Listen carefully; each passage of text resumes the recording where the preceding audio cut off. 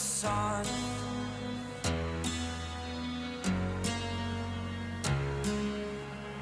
To dream, believe in strength. Now I'm the only one, only one.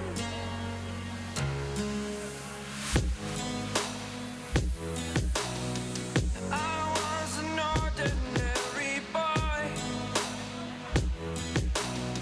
until I broke the rules. My life destroyed, life destroyed. Until I walk awake, scream my mind, I shout, the ground shakes. How much can I take? My mind will break. Will it break? What can I take? Can I be your superhero? Superhero.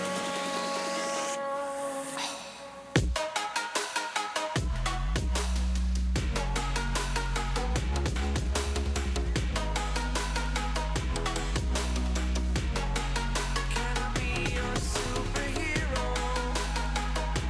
Superhero. Superhero.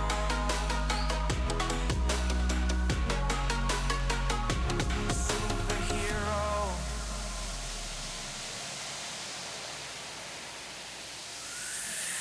Fly away. It's the first time of today. Today. To dream, believe. You are the strength, you're all I need. Need. Oh, gonna give it a shot. Only one of me to shield you all from the enemy. You're a superhero. You're a superhero.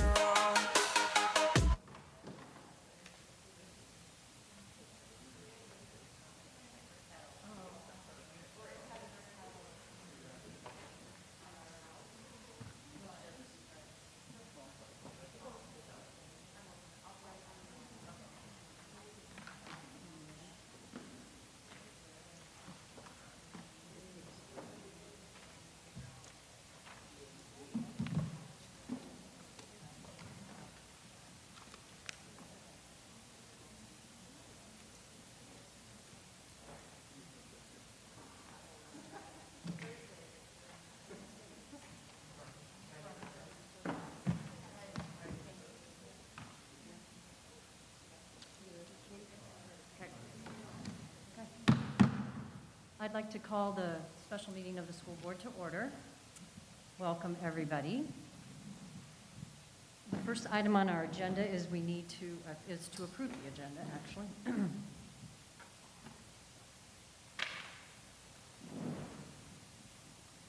I need a motion. I'll make a motion to approve the board agenda. Thank you, Justin. I'll second. Okay, we have a motion and a second. All those in favor, say aye. Aye. Opposed? Okay, we've approved the agenda. I'd like to welcome all visitors that are here tonight. If the visitor wishes to speak to an agenda item, when that item comes before the board, they must come to the microphone, state their name and address, and speak specifically to only that agenda item. You'll be given a 3-minute time limit, and you will fill out the purple form if you haven't already, and turn it into Jake there at the end of the table. And the board will reserve the right to limit the total amount of time for visitor comments. All right, the next item, Allison, you have the Frontline Health Management System contract. Yes, so that is a Frontline product that's currently used for them, but it's a sorry. So the health management system, the contract in front of you today, is for a new product that Frontline has recently bought in the past year, I think. But it's a full-on health management system, mainly geared for students, health records, and for nurses for communication with students and things like that.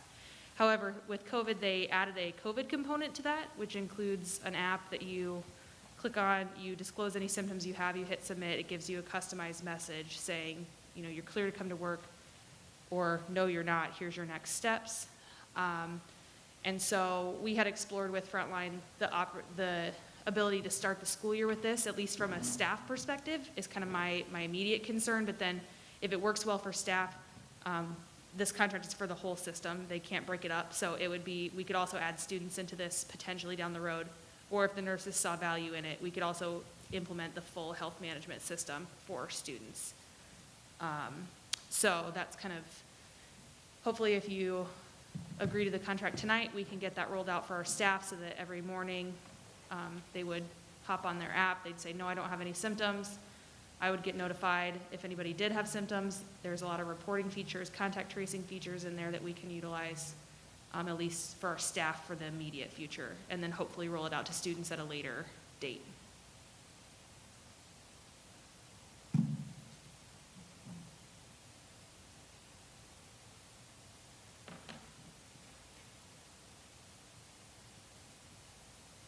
Any questions? Does the staff have to, do, a waiver to be a part of this? I mean, you're in somewhat of a HIPAA spot, knowing that they're going to give you healthcare data, and then second, does that then require some baseline pieces of knowing that, hey, if I say I normally have a temperature of 98.2, if I just write in I have a temperature of 98.2, that should clear me. I mean, I shouldn't have a fever, but if I normally was a 96.9, is that elevated enough to trigger their response if they know kind of a baseline versus where you're at on a given day? Sure. So the app itself and the whole system is HIPAA and FERPA compliant. What we're using it for this fall would be kind of the same thing as like the Raptor when a visitor walks in, or when you go to the doctor. Are you currently experiencing this, or this symptom? Yes or no. So that we're not asking for specifics besides, do you have a cough? Do you have a sore throat? Are you currently have a fever of 100.4 or above? And then it's storing that data in the health management system, which is HIPAA and FERPA compliant. So for like a future use, it is still compliant, but we're not planning to use it for staff beyond this symptom tracking and contact tracing at this point in time. Does that help? There's not like an open-ended question for them to type in, hey, I've got this, this, and this, and this going on. It's literally a list of check boxes of symptoms, and they'll hit submit, and then they'll get a customized message based on what symptom they have. That does give me more comfort with Sure. it. And not that we shouldn't know if they have symptoms. That's part of this. And we're asking our parents to do the same thing, basically, just not in an app with the children. Right. Just want to kind of make sure we're not overstepping some of the bounds from a privacy standpoint. Yes, and when this came up, we were looking at, do we do a Google form, or is there some way that we can share with staff of, if you're having experiencing symptoms, what do you do next, kind of a thing. I can't have my phone blowing up at all hours of the night of, hey, I think I may have a sore throat. So this app kind of solved that of, hey, here's the app, you enter it in really quickly. It's a lot more secure than, say, like a Google survey, where it's within this app that's HIPAA compliant. So, and it's not attached to their personnel file. It's Frontline, but it's a completely separate system. So it wouldn't track anything other than their name and whether or not they were experiencing symptoms on any given day. Was there a set timeline you were going to ask the staff to answer those questions so you have a shot to find substitutes or replacements in the event that they put in the answers and it triggers yep, you should probably not go to work today?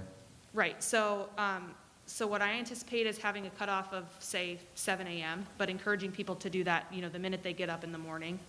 And the customized message will be, stop, put your absence in. HR will reach out to you about next steps. So that at the very least we can say, the minute you put this in, if you're experiencing symptoms, the very next step you need to take is put an absence in so that it can go out to subs. And then we'll worry about what symptoms are you having, to what severity, when can you come back to work. The immediate concern is trying to get a sub in.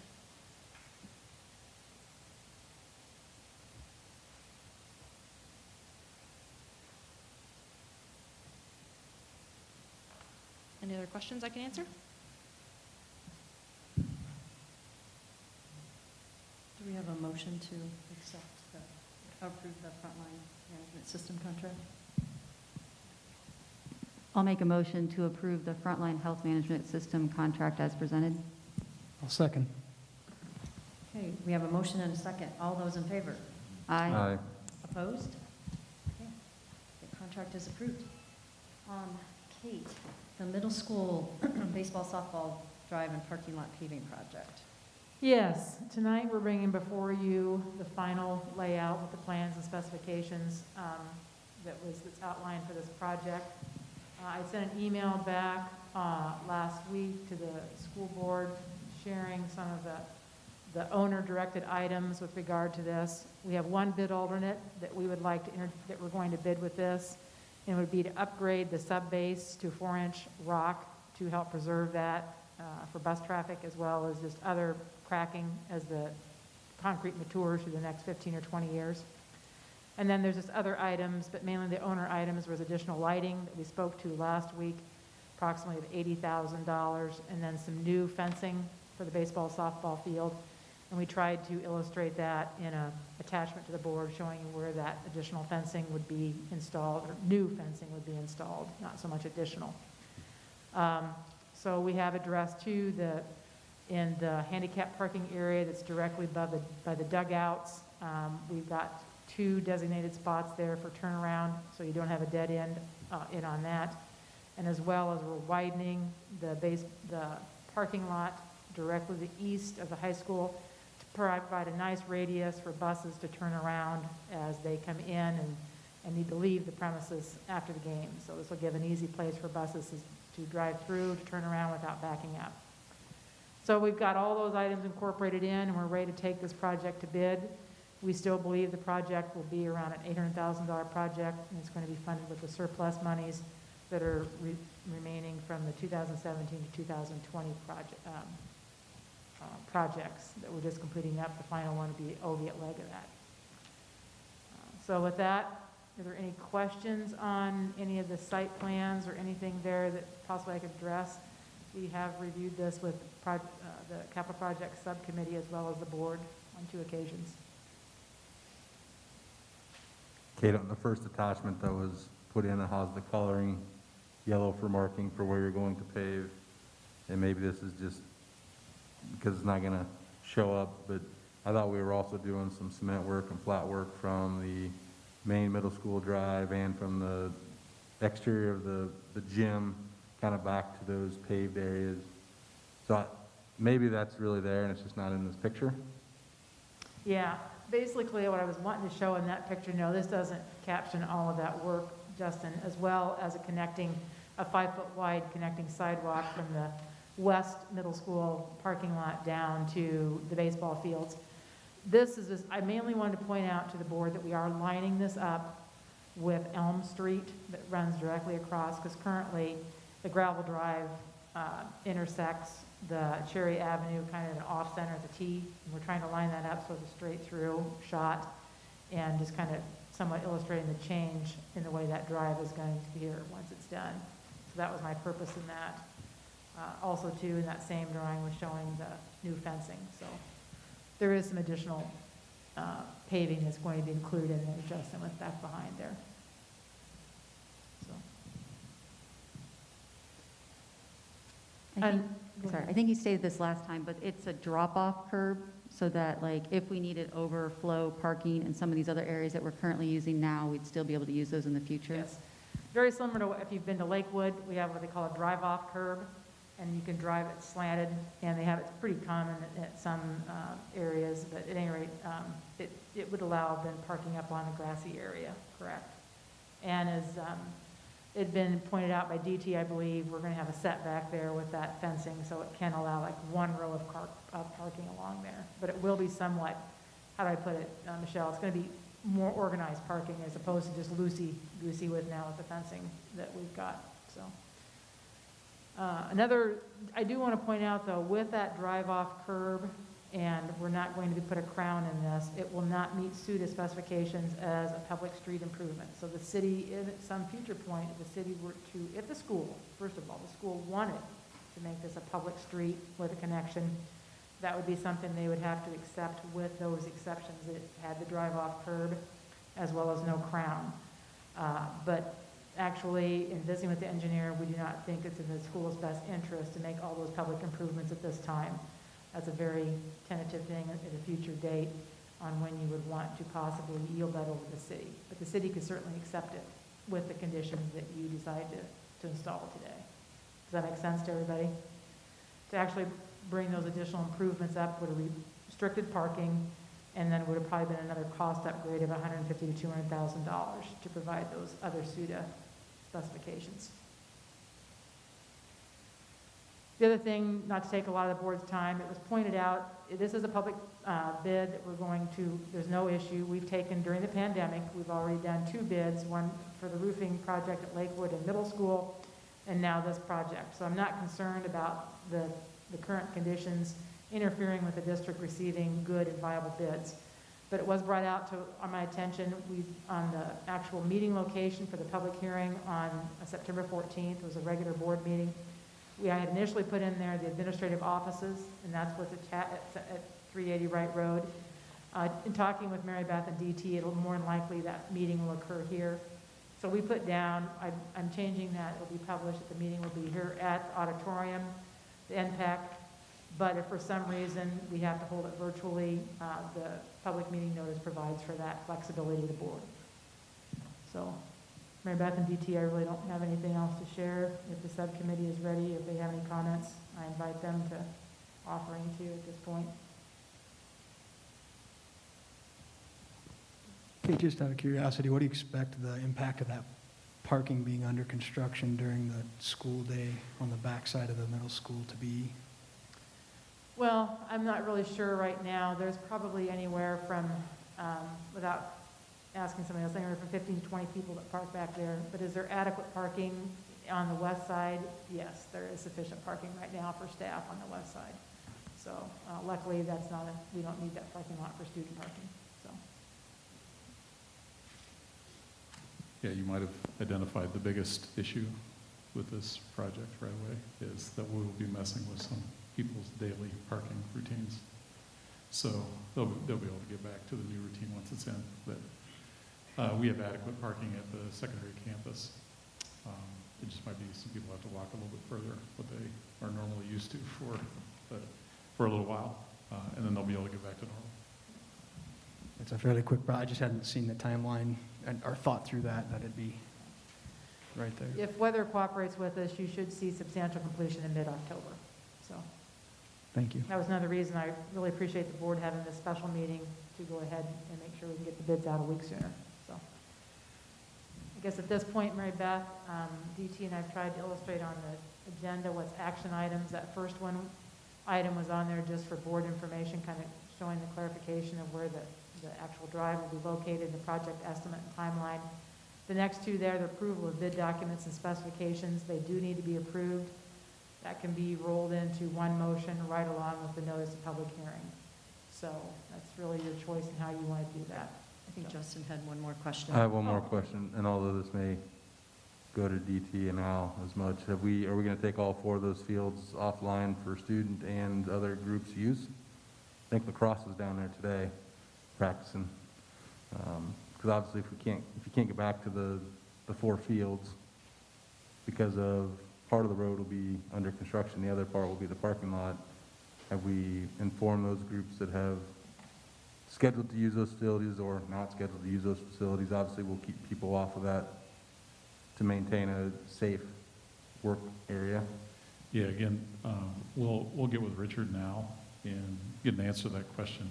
The fields will be accessible. Again, it's part of the convenience factor. Like they might have to walk a little bit longer because they may not be able to park there. We might have a portion of the gravel road still open, so they might be able to access that area and then walk a little bit farther. So we'll get that worked out with Richard now. That's a good point, Justin. We have this with Mr. Lammers. He's aware of the timeline on this, but it's important to let all those groups know. I think right now most of our facilities are off for public use anyway, so.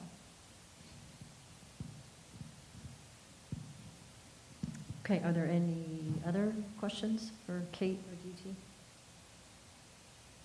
Otherwise, we need a motion, again, to approve the bid documents, document plans and specifications. And we also need to have a motion to set the public hearing date for September 14th.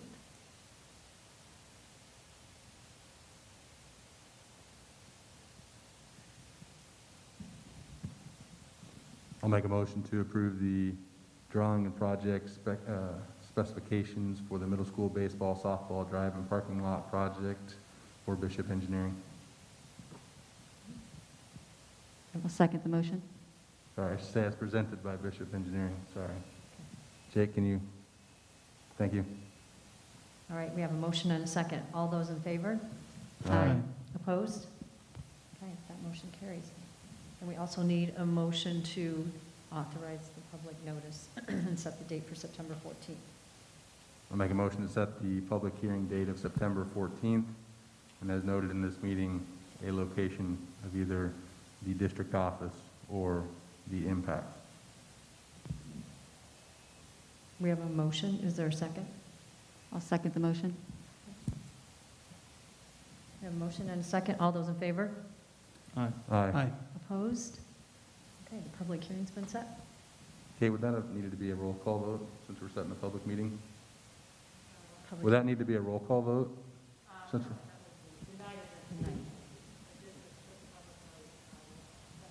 Just making sure. All right, the next item is the return to learn plan and other COVID updates. ET. So first off, I want to honor our guest that's here tonight. Jodine DeVault is the Warren County Public Health Administrator. And so she's sitting down front here. Hi, Jodine. Thanks for being here. And she's been doing a really good job of helping school districts in Warren County and other entities that are served by Warren County Health Services, obviously in Warren County. Just providing information and guidance through the COVID-19 pandemic. So we really appreciate her efforts and her team's effort. She has a limited staff, and so that's presenting challenges right now, just like so many other organizations are trying to navigate through this. And I know the board had questions about, the public health side of this and some of the recommendations. And so that's why I invited Jodine. She was gracious enough to agree to be in person because we were originally going to meet virtually. So I really appreciate her being here. So Jodine, you want to step up to the mic? And then the board members may have some questions for you. Does anybody have any questions about the COVID side, not necessarily just the education side, but if you have questions about how things are done or just questions about starting school?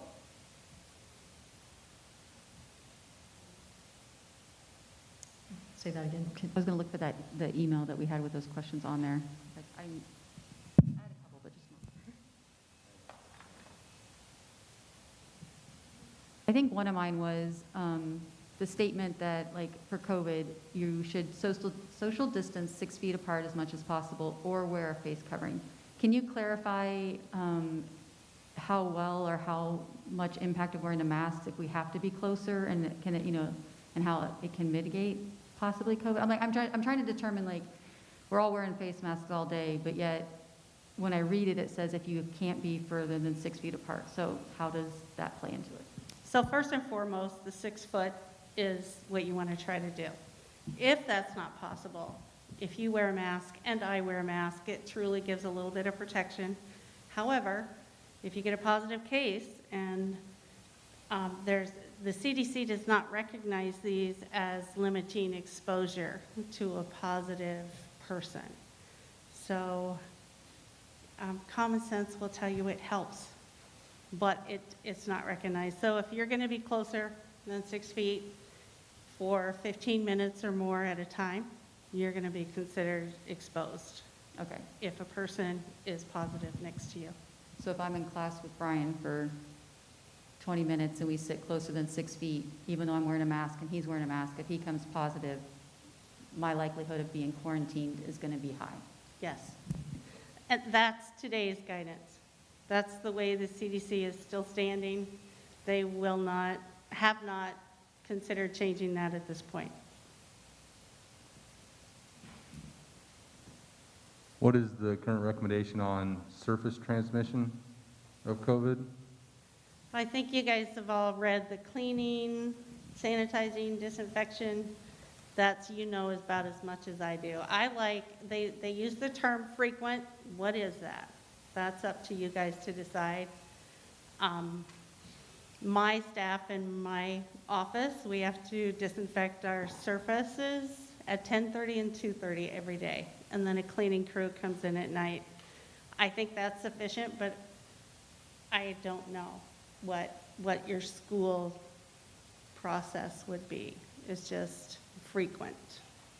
That's however you determine that. It doesn't really, keep in mind, we're all about our hands and we need to be in the surfaces, but very little COVID is spread from any surface.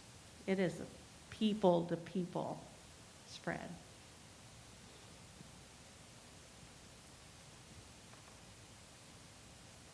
I'm going to go back to the aerosol portion of containment or contaminant is if I have a hallway full of kids and one of them coughs or sneezes or does any other type of airborne, the odds of students, again, we're talking about the less than 15 minutes in passing,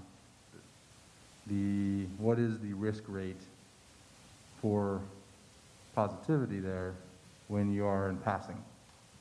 I don't have those numbers. I don't think the CDC has those numbers at this point. We look at the other countries who are in school and their rates are low. But keep in mind the 15 minutes is there's nothing magic about that. If you and I pass each other and I'm positive and I cough or sneeze on you, it takes that much time, not 15 minutes. So the potential is there. However, the science says that kids do not spread this like adults do. So I think that's why there are no CDC numbers that I can find that says exactly what the risk is. Is there a risk? Yes, there's some, but I don't know how much. I think we'll all learn that. And I do not have a medical background. I'll be the first to admit this. And I also know that we have various other pieces that come into our school, whether it be strep throat or pink eye or other things that are transmitted via touch, via coughing, the flu. I'm trying to wrap my head around what is my greatest risk for my kids that are in these buildings. And if we're saying face guards, spacing, proper hand hygiene is kind of the things we can control, is that changing the exposure risk? And I'm asking this from a kid's standpoint. I can ask the same question for my staff.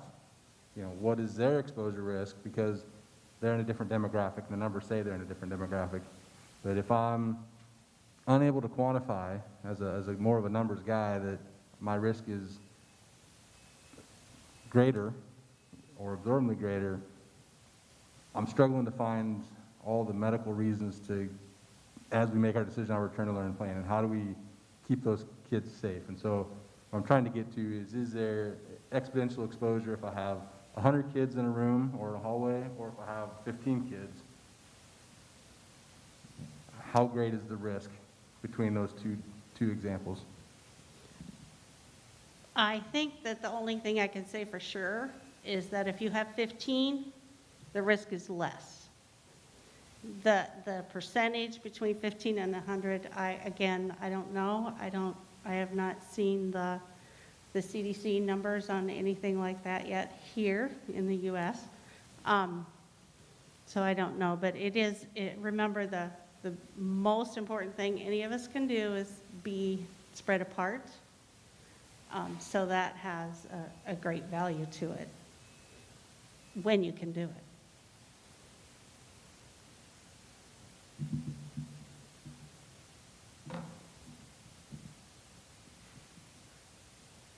Thank you for coming tonight. I just wanted to ask about the next phase as kind of I see it. There's obviously, well, I hope not, but there's probably going to be COVID cases in our school district and probably every school district in the state. I would agree. It's just around enough that seems like it's going to happen. So I'm confused as to how quarantine is going to work. I heard your comments a moment ago about, you know, if you were within 6 feet for 15 minutes of somebody, but, you know, I walk in tonight, we've got kids playing football on the football field, we've got kids going throughout their day. How is that going to be determined? I mean, are the kids going to raise their hands and say, hey, I was within 15 feet of this person, or are the teachers going to try and, all of them that see those kids throughout their day, or is the how do you see that unfolding? Is the Department of Health going to have some hand in that? We are going to assist. We are not in the school, so we can't say who was within 6 feet for an amount of time. We're going to ask the school personnel, coaches, teachers, principals, to help us determine with you who was closer than 6 feet for 15 minutes or more at a time. Then those people will be contacted by the school, and we'll enter them in a state system as an exposure. And then we actually are trying to relieve the school of some of the thousands of questions that the parents and students are going to have, that they can call us and we'll try to answer those. And at the same time, educate all the school staff if there's a lack of understanding on what we're telling them. The 14 days, yeah, that's why it's important. That's why the CDC has that guidance where if you can have the teachers rotate instead of all the students out moving around and rotating, maybe not going to art class, maybe not going to the cafeteria, maybe not sitting shoulder to shoulder on a carpet for reading groups, but trying to have alternative plans for that kind of thing. That will limit your exposure. Football practice, you know, they're talking about practicing in pods.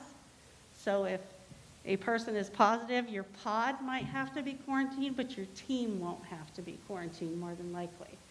And the whole 14 days that's based on the science of people developing symptoms between day 2 and day 14 after exposure. So that's why it's the 14 days. And there's nobody policing that, I will say. And so sometimes people don't do what we ask them to do. And some of your students won't the same. You know, they're not different than the general population. So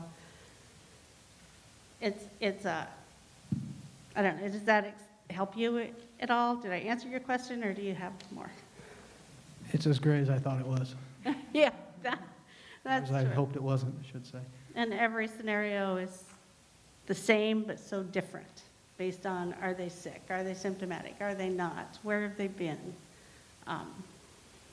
That's why we want to work closely with the schools and help sort that out each time an incident happens.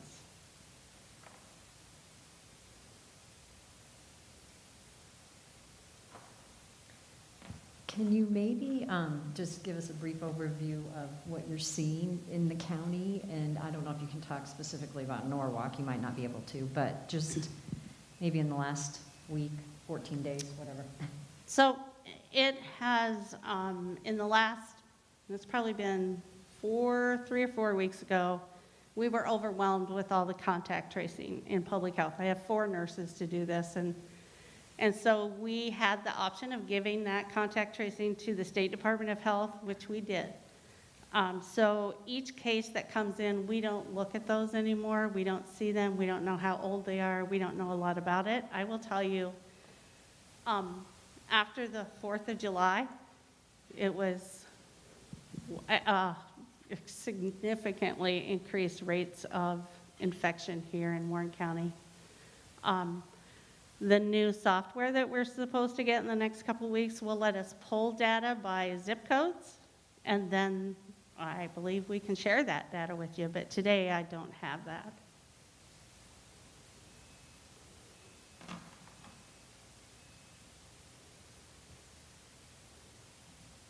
I will say in the last few days, we seem to be going down, less positive tests.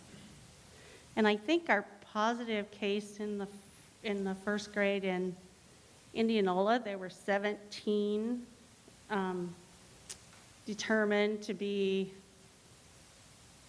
exposed and 12 more in a child care setting around that same situation. I do not know exactly how many of those exposed were tested. We encourage that, but you don't have to do it. And I don't know of any positive test that has come out of that exposure. I'm not saying there is none, but I don't know of any.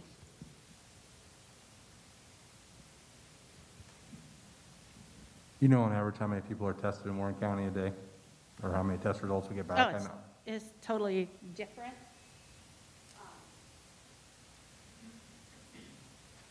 I can tell you in the last 14 days, we've tested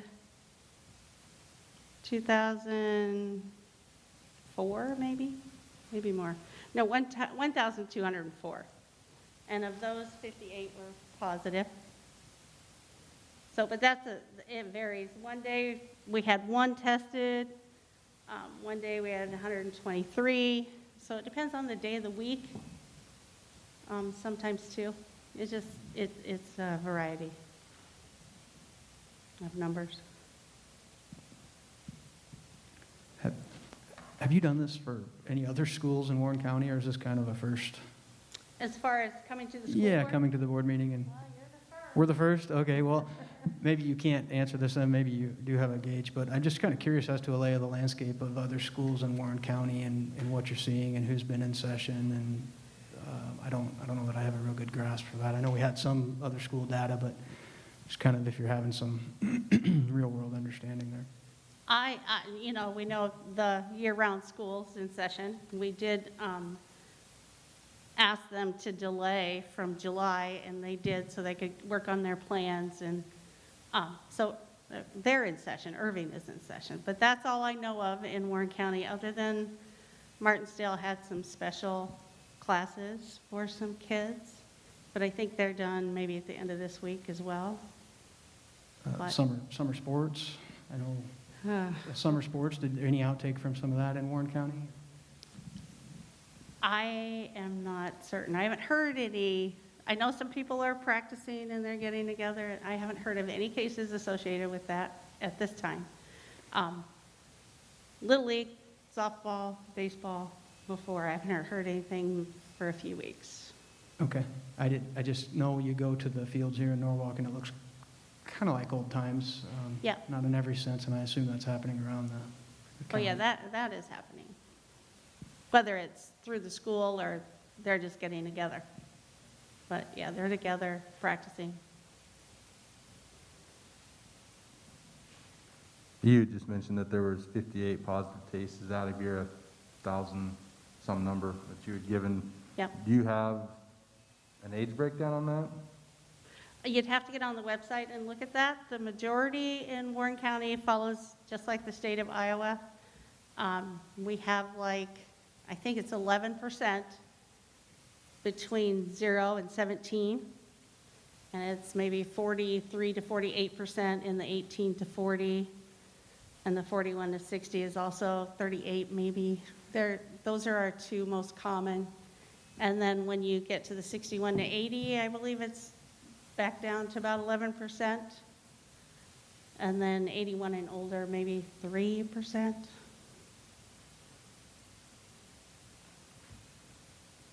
Of those numbers that I gave you, that 58 positive, I do not know what age group those were in.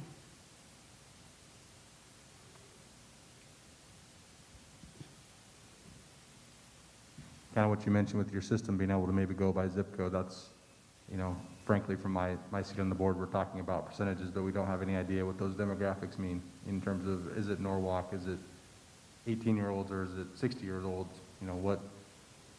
We're trying to get, in my opinion, what I'm trying to get to is, how do I use these numbers and metrics for value in making a decision? And I know that's not what you came here for. You came to answer some health-related questions, but I'm trying to set the table for where I'm trying to get some rational thoughts on, DT will talk about some of the papers you gave me with all these numbers and percentages on here, but how do we put that in context? Besides the face coverings, shields, plexiglass, any of those other things, value add? Is it the more the better? Like if I had 3 different things on, do I have a better risk of not catching COVID, or is it strictly just a luck of the draw? who I stand by and who hasn't. That's kind of it. Now, you know, if you're a healthcare worker and a mask and a shield, you're considered protected, but that's not for all of us. So, again, there is some protection with the masks if two people particularly are wearing them, but that's not recognized by the CDC. But I believe it will help prevent illness. I just think so. You just have to do what you can afford to do and what you know, face masks are helpful. For one thing, it reminds us all. So I don't know. And I can, as far as the numbers, I don't know what I can say or not say, but it's strongly in your community. When you compare, it's in every, and I want to say it's in every community in Warren County. There's not a corner of the county untouched. The more populated areas, of course, have more. I will say that. And again, most of them are in that 18 to 40 for all of Warren County, and 41 to 60 is also. So from what I know, it is what our county statistics are, pretty much fit this school district and most other school districts in Warren County. It's not selective.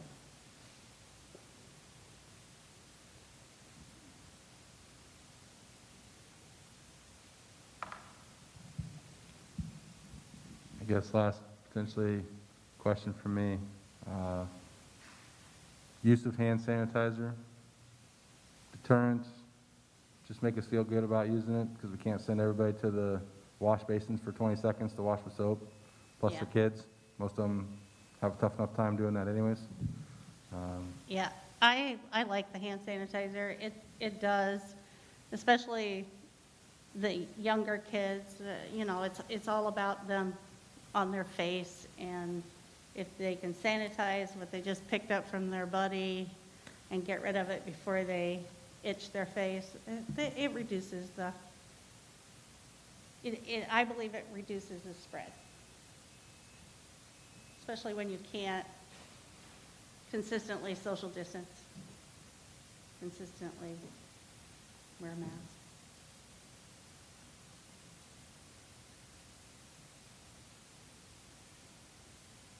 Anything else? Are there other questions? Thank you so much for Thank you, Jody. attending our meeting. Appreciate that. I do have one question. Sorry. Oh, sorry. Maybe you can't talk on this, or maybe you don't have much input on it, but I do have, and I figure while you're still up here, just community transmission levels and the different tiers that was sent out with public guidance. It seems like there isn't any real definitive hard line on which percentage level that transition occurs at. Do you have any thought or input on those metrics? Are you talking about the percentage of, 0 to 5%, 6 to Yeah. 15. so what is your question about those? Sorry. So it seems as though the guidance doesn't give us a clear number when we should be switching from in-person to hybrid. Yeah. Is there any guidance that you can give or any direction that you can give on that? Or is it pretty much, here it is, it should be kind of up to Yeah. each district to make that decision? That's what I think. It's, I personally believe it's written the way it is to give you some power as a board to make a decision. I don't know. I have no other information on those numbers.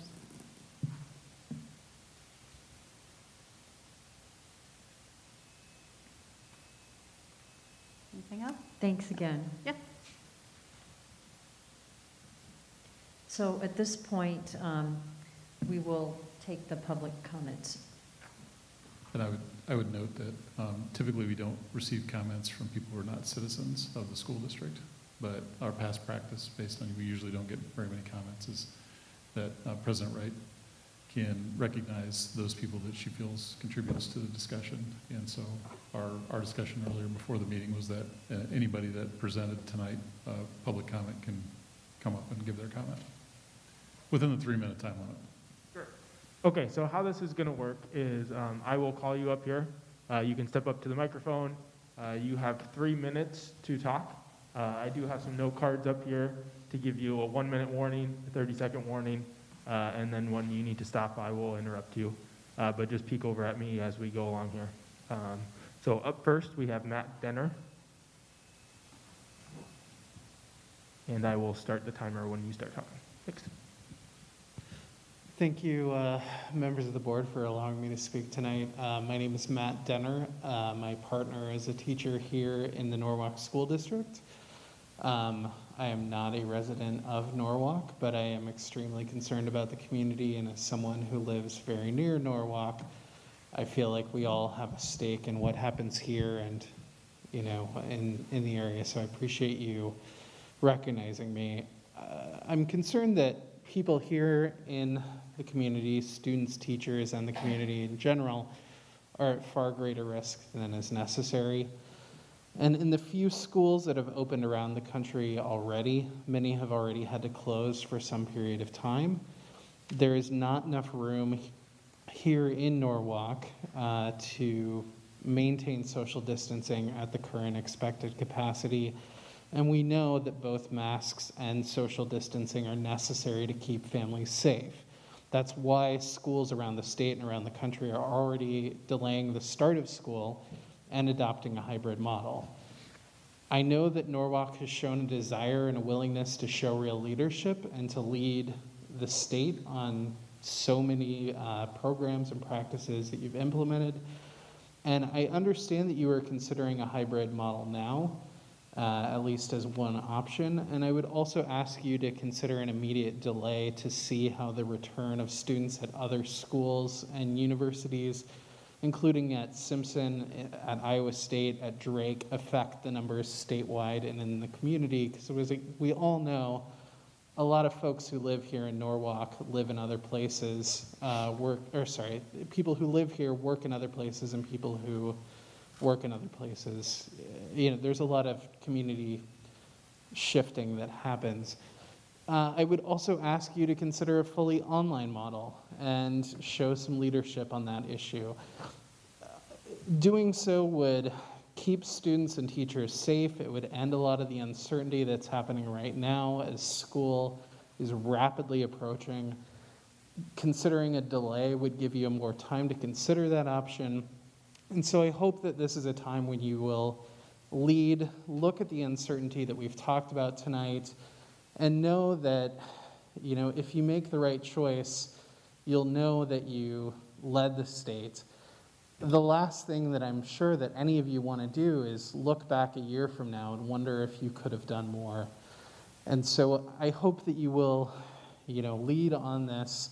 I don't envy your choice, but I do hope you will be an example for the rest of the state again by considering an immediate delay, a fully online model, or at the very least a hybrid model, and reject the idea of a return to school as expected, as we know that it will be impossible to distance, and that's what's most important in preventing the spread of this disease. So thank you very much. Thanks, Matt. Up next, we have Jordan Murphy.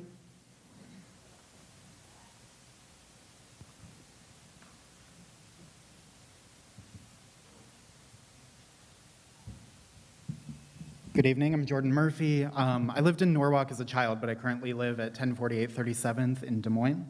I'm here because I also have a partner that works in the district, here to ask you to consider a hybrid model. I agree with the previous speaker that if you had the option to go online, that would be the ask. I also understand that you need to be compliant with the state's guidelines. And I know right now the most cautious approach that you're legally able to do is consider a hybrid model. I feel like if you had an entire 100% certainty that kids could come back to school safely, that it would be a much easier choice for you. I think that there's certainly a lot that we don't know yet, and that you'd be able to buy yourselves and your staff and your students time by considering a mix of the hybrid model of delaying school until we know a little bit more, and also trying to reduce the spread for the community, because what happens in the school is going to make it into the community. Like I said, I live in Des Moines, my partner's a Norwalk teacher. I know there are several PLCs, there are some entire departments where every teacher commutes in from Polk County. Things are currently, your COVID numbers are currently a lot lower in Norwalk, in Warren County, than they are in Polk County. And it seems that inviting additional teachers in from Polk County every single day with every student in Norwalk that is attending in person really brings a lot more opportunity for spread from Polk County into Warren County that will really make educators' jobs a lot harder. It'll make IDPH's job a lot harder. As well as, I am wondering if there's an outbreak and you're needing to shut down classes or send kids home, it means that parents will be overnight possibly asked to, 1 minute, okay, possibly be asked overnight to try to find additional childcare options for their kids. And I think that the more advanced notice you can give to families, the easier that's going to be to overcome. And lastly, if in the event that things do get shut down or a single teacher needs to be out for quarantine, I know in normal times it's a challenge to find substitute teachers, and especially knowing that subs are often retired teachers who may have more health problems. I do have a concern for finding substitute teachers, as well as paying the teacher sick time, paying overtime for substitute teachers. I just really appreciate the board for considering all of these, and I know you're volunteers, so thank you very much. Thank you. Okay, next we have Carrie Dawson.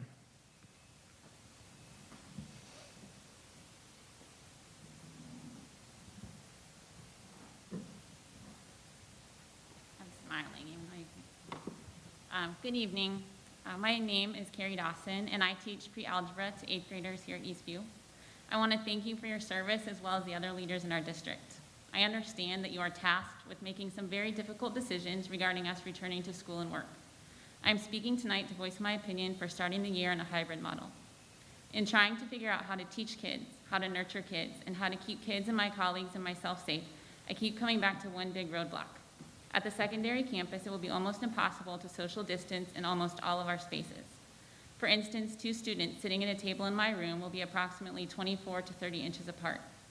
We have been given guidance from our administrators, from the CDC, and from multiple other sources that social distancing helps mitigate the spread of COVID. Even posters up in our buildings remind students to keep 6 feet apart. I can tell you this isn't a realistic goal for even half of a student or a teacher's day. At the last meeting, there was some discussion about using the metrics, the numbers, to make your decision. And as a math teacher, I am all about using the data. But to be honest, I don't have faith that we have the right data yet, or even accurate data, according to a news story coming out just today. I agree with all of you that kids need to be in school. They need to be back for academics, for social interaction, and for their mental health. I fear that if we try to come back full-time with modifications, we will soon be forced to a hybrid model or even all online because of outbreaks. I ask you to consider starting in a hybrid model. I believe this would give us more consistency. It would allow us to manage smaller groups of students while figuring out how to teach new routines and protocols and digital tools that they will definitely need this year. Starting in a hybrid model would allow us to social distance and protect not only our students, but also the teachers and other staff who want what is best for our kids. In closing, I don't think I'm unique, and I know that some of my colleagues feel as I do. We're nervous, we're anxious, and even a little afraid. For me, that's partly because of overcoming some health issues this past few months. It's partly because I will be teaching in a new way with new tools that my 20-plus years of experience have not prepared me for. And partly because of knowing how much time and planning this job is going to take this year and not knowing where that time is going to come from. Please know that whatever you decide, we will show up and we will do our best for kids. Thank you. Thanks, Carrie. There's no other public comment. Thanks. Turn it over to DT.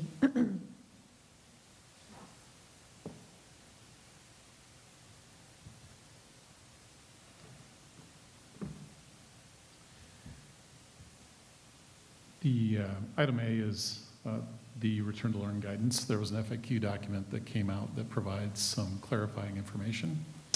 And my apologies, I thought that FAQ was linked into that guidance, but on the DE's website, and I believe I sent that information out to the board, that FAQ document for the June 30th guidance. Two of the items I'd like to highlight in that FAQ were one, and Jodine talked about this, and there were some questions about the 6 feet for 15 or more consecutive or cumulative minutes. There was guidance provided about that in terms of close contact and who will have to quarantine. So we have that guidance from Iowa Department of Public Health / the DE, and so that will inform us going forward. And then the other item from a Iowa Department of Public Health standpoint, well, this is more for the DE. We had questions in that guidance about what does it mean for parent or guardian preference under the return to learn model. And the DE clarified that language really isn't respective of what they were thinking. Parents and guardians don't have a choice of the return to learn model in terms of, well, I want a hybrid, so you have to provide me a hybrid. Districts set the model, and then parents do have some choice if the district gives that to them. Like we've given choice to medically related required remote learning. We had a voluntary option for required remote learning up through August 1st, and then obviously the in-person model. So some parents could choose between those. So that was some guidance that came out of that FAQ that was helpful. And so any questions about some of the new guidance from the state or that July 30th guidance from the Iowa Department of Public Health, the DE, in the state of Iowa? If not, then going into the next agenda item, which is the required remote learning enrollment update. And so with that, we have currently 384 total required remote learners. We have Oviatt with 56, Orchard Hills with 54, Lakewood with 72, middle school with 69, Eastview with 54, and the high school with 78. And so we are still continuing to get a few medically related requests. And then we're also seeing some parents request to be in person that previously requested required remote learning, and I'm honoring those, allowing them to go back into the classrooms if they previously requested that. And so we have a few enrolling and few leaving the required remote learning program.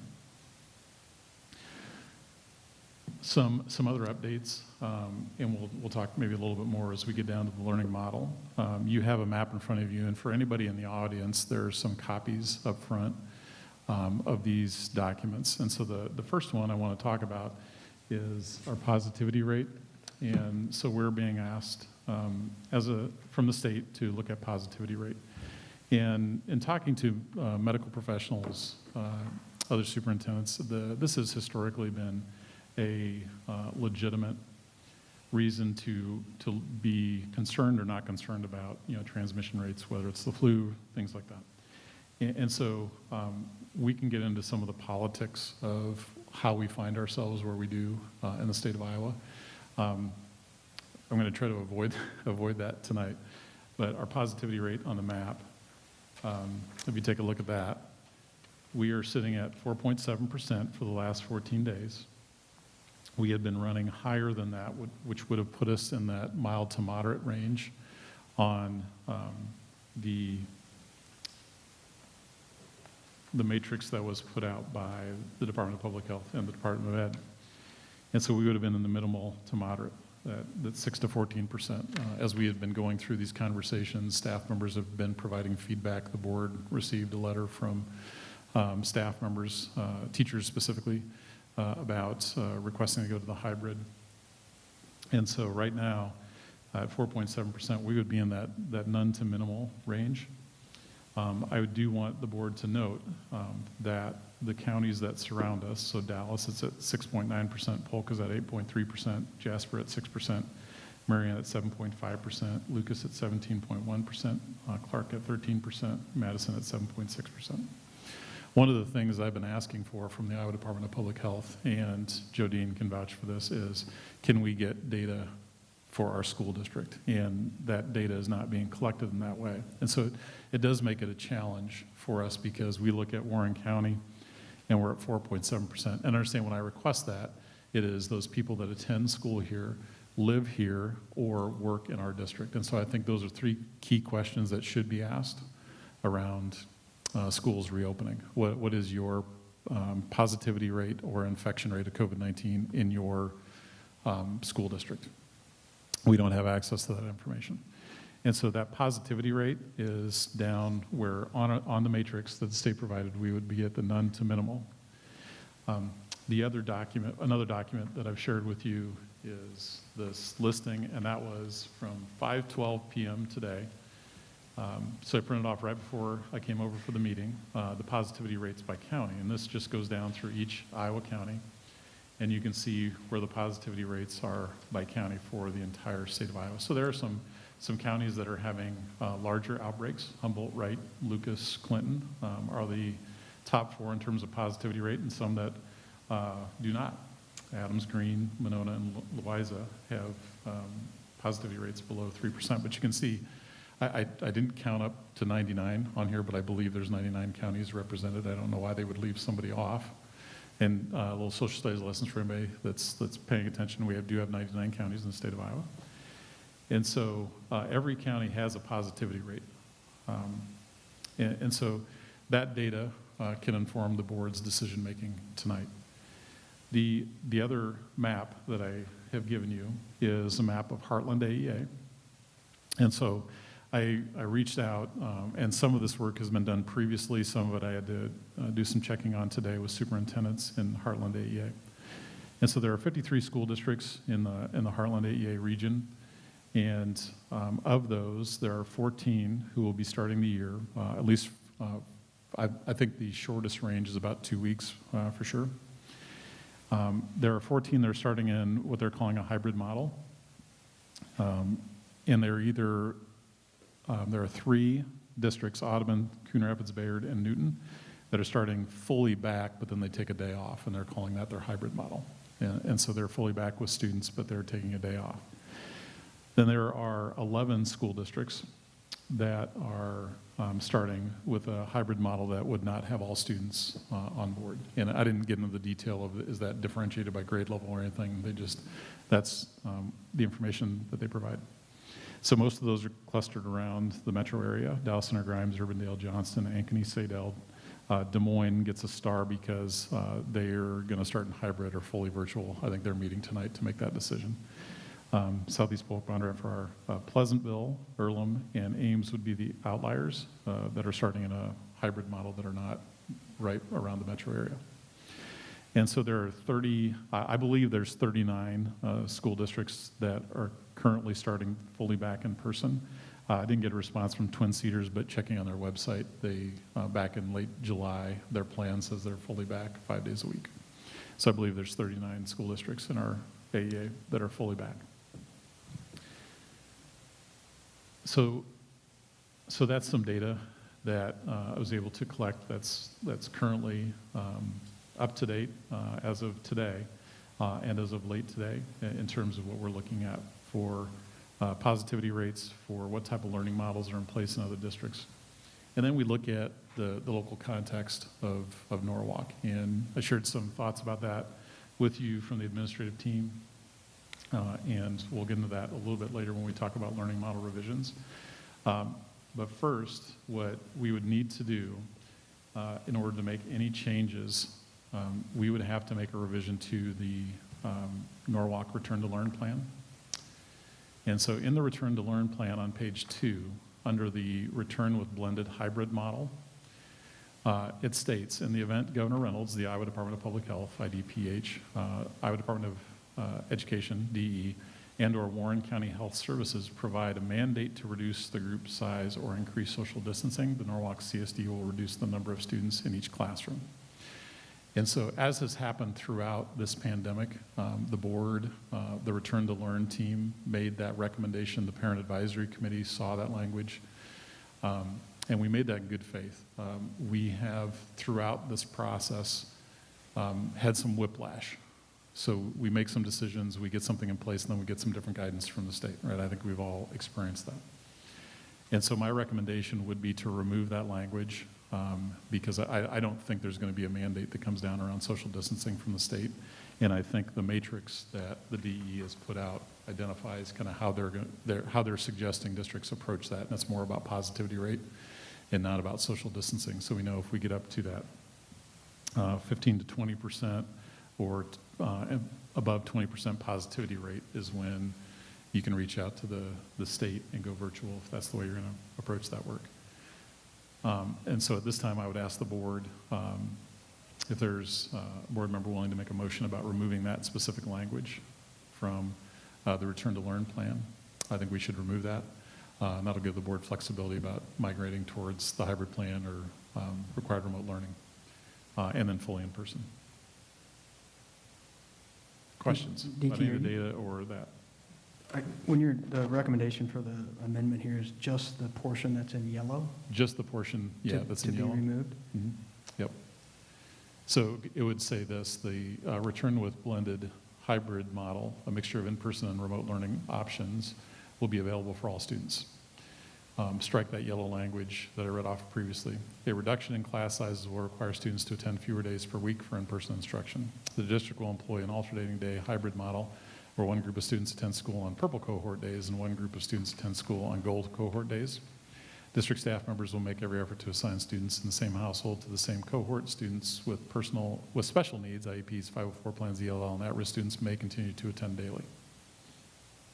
So in the event that the Department of Public Health or the Department of Education or Warren County Health Services does come out with a mandate to do some of these things, do you believe that it's just we will modify to go with that? Or I guess, because I mean, I guess the potential does exist that they could weigh in on some of those issues. So if they do, before we were saying that we didn't know, we didn't have guidance from the state, the matrix or anything. And so we came through our Return to Learn planning saying the social distancing would immediately have an impact on us. So if the state would have come down with a mandate, we would have to be in a hybrid kind of 50-50 type of model or some other model. And so we now have more information that impacts this plan.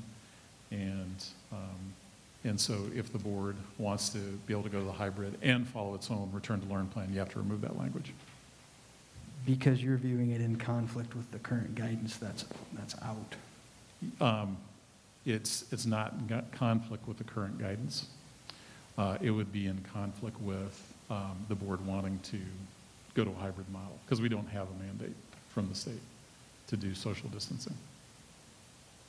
So if the board would want to go and do a hybrid, we have to change that language because right now the plan says you won't go to a hybrid unless there is a mandate from the state for social distancing. And you're reading the first sentence to be a precursor to the second sentence. Yes, is that's what you're correct. saying. Okay, Yep. I did not read it that way, but I guess my only comment to you then is, in the event that those bodies or those governing agencies do come out with some specific direct guidance on these things, I don't want it to be a situation where we're not acknowledging or adhering to that or saying we're not going to adhere to that in this plan. Yeah, no, I don't think if our conversations throughout has been if the state requires us to social distance, we would do that. If they require us to, I see how you're reading it now. I just wasn't reading it that way. And then you did ask the question if I had any questions or if anyone had any questions on your data. And I just wanted to make sure I got the numbers correct on the remote learning requests. I thought I heard you say, and I know we're going to talk about 6 through 12 here, how many remote learner requests, meaning fully online, in 6 through 12? I heard you say, I thought you said 79?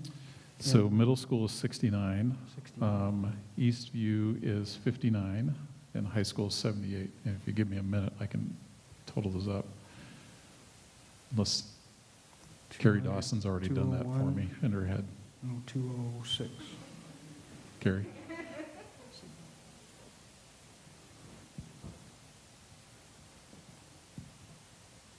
and I guess where I'm going with my question, the second half is how many students are in those 3 buildings? I'm just trying to get a percentage because I know we had, Yep. I think we calculated like the last meeting, 12%. It looks to me like we have more of Yes. the remote learner requests in those 6 through 12 buildings, which I'm just getting back to capacity issues and thoughts as we factor that in. It's 201 at the secondary campus. And if you give me a minute, I'll pull up the enrollment. I know it's 1,700 something in our 6th through 12th grade. And that's still changing on a daily basis, by the way. And so in our 6th through 12th grade enrollment, we currently have 1,760.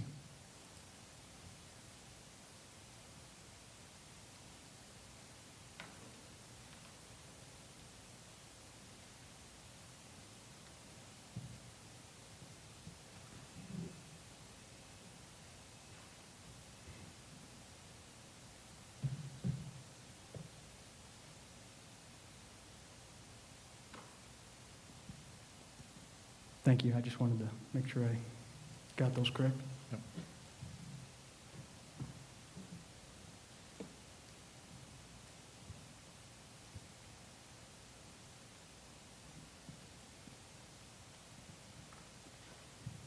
Do you need a motion for the language? Yes, I'm sorry. I'll make a motion to remove the yellow highlighted section under the return to learn blended hybrid model under bullet 1. Highlighted in yellow. Did you get that, Jake? Okay, we have a motion. I'll second. And a second by Brian. Any other further discussion? All those in favor? Aye. Aye. Opposed? Okay. Revision is approved. Now, do you want to talk about the learning model revision, DT? Yeah, so the board asked for some feedback, and some questions went out to the Parent Advisory Committee. You received some of those responses. And so first, I just want to see if there's any questions. Obviously, the question before the board tonight is fully back or hybrid. And the board decided on July 23rd to go with a fully back return to learning model. And since then, there have been obviously data changes, guidance from the state that's come out. The most recent item is the FAQ related to the July 30th. And so obviously, we would have all preferred to have that in June or early in July, prior to some of that decision making. But here we sit. And so just see if there's any questions related to any of the data or any information that we've been discussing since last meeting that you need to ask questions about. I think you had answered my question, but I'll put it from the board, is if we would change to a hybrid model, is the staff ready to be able to make that change for 6 through 12 in the schedules? Have they kind of worked through some of that so that they have time between now and next week when we are supposed to start school? So the question is the staff ready to go to transition to a hybrid model? And the proposal that was before the board last Monday was to go to a 6-12 hybrid model, but then elementary is fully back. And so what I would say is our staff, our administration, our certified staff, our support staff, our administration, kids show up on the 24th. We're going to serve students as best we can. No school district across this country, no school district in this state has had enough time to adequately prepare to say 100% yes, we're ready for a hybrid model. Because what we're going to be asking teachers to do is really work with 3 sets of students, many teachers. So fully online students, hybrid online students, and hybrid in-person students, if we go with a hybrid model. And I know there's a lot more detail. I'm just thinking of like scheduling and making sure the kids know what their dates are and getting that. So then the next question is, from a scheduling standpoint, kids know what sections they're in, they know what classrooms they're in. And so today, we have been getting students, we already had students identified by households into cohort groups, so we'd already split that. there's a level of detail that we have to get into to get that into Infinite Campus so people can see that. And so Tim Geyer and Becky Anthony have been working on that, and they might have deployed some resources at the building level. And so Tim, just give me a thumbs up if we have everybody into Infinite Campus and identified in gold and purple. And so from that standpoint, I think the answer is yes. We have people identified which cohort. We have identified some households. We probably will have a little movement in between that because we might have missed somebody, or we might have a household that says, no, it's better for this student to go on purple and this one to go on gold. And we may honor those to try to balance out the numbers because they're not perfectly split. And so I think from that standpoint, by August 24th, we are ready to go with that information. And then I'm looking at the live responses to our hybrid survey that went out today. We have 543 responses. We had hybrid option 1, which is alternating day. Just you start with purple, you go purple, gold, purple, gold, purple, gold. That has received 29.8% of the votes. And then if we go with hybrid option 2, which is a set 2-day schedule. So if I'm purple, I go Monday and Thursday, and if I'm gold, I go Tuesday and Friday. And then we alternate the Wednesdays. That's got 70.2% of the responses. And so, and actually I don't remember off the top of my head, and even if I did, I wouldn't say their name here in a public board meeting without their permission. But I want to thank a parent who reached out to me individually and said, hey, have you considered this as the hybrid model? I don't know where they saw it from, but I appreciate that parent reaching out to me because they've informed our district decision-making, and it's a model that's actually preferred by the people who are responding right now.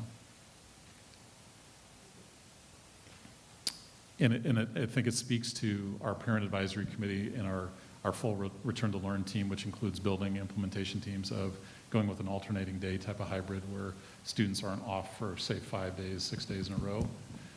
And so we appreciate that nuance and that recommendation. What does the student-teacher interaction, students that are remote, and the interaction that can be expected with the teachers?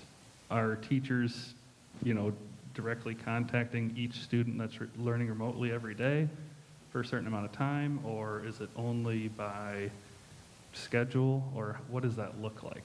Yeah, so it's going to vary by, some of it's by building, some of it's by grade level, and some of it will be by teacher content area, but we are doing both synchronous and asynchronous learning. And so there will be some requirements to be live and in person, and there will be some requirements that can be done asynchronously where you don't have to be live with the teacher.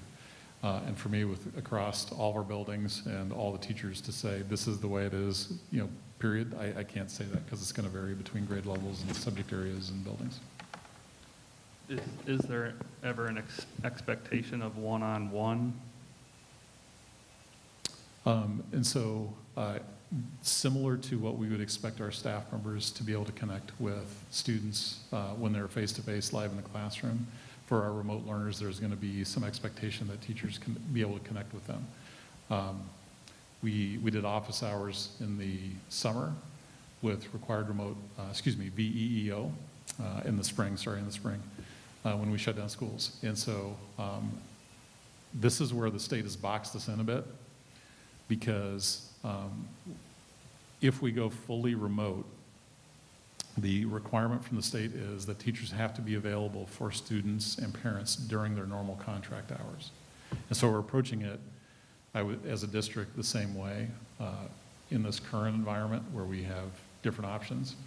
And so those required remote learners will have access to teachers during the normal contract day, which is typically 7:30, 3:30, 7:40, 3:45, somewhere in there. The reason I was really asking this is trying to judge and understand, how it looks from a teacher's point of view. If you got 10% of the students remote right now versus if we went hybrid, now they'd have 60% of the students remote, and they'd have to be touching base with 60% of them. So it's a big change in how much they'd be interacting. So that's why I was trying to gauge the interaction. I know the board is very passionate about the health and safety of students, and then also looking at the complexity for teachers. So there's been multiple questions that have come out from the board about, if we go to a hybrid, what complexity does that bring to teachers in how they approach instruction. So I appreciate that. And I hope our teachers appreciate that as well, those who are here in person and are listening online, is that the board is, those are two big rocks that you're trying to balance. And they don't go together, right? If you go to a hybrid model, you've got kind of three sets of students. Not all teachers, because some teachers won't have the required remote learners, because we do have some fully online teachers, but that I know that the board, that's weighing on the board's decision-making. And maybe this would be a question more for Dawn.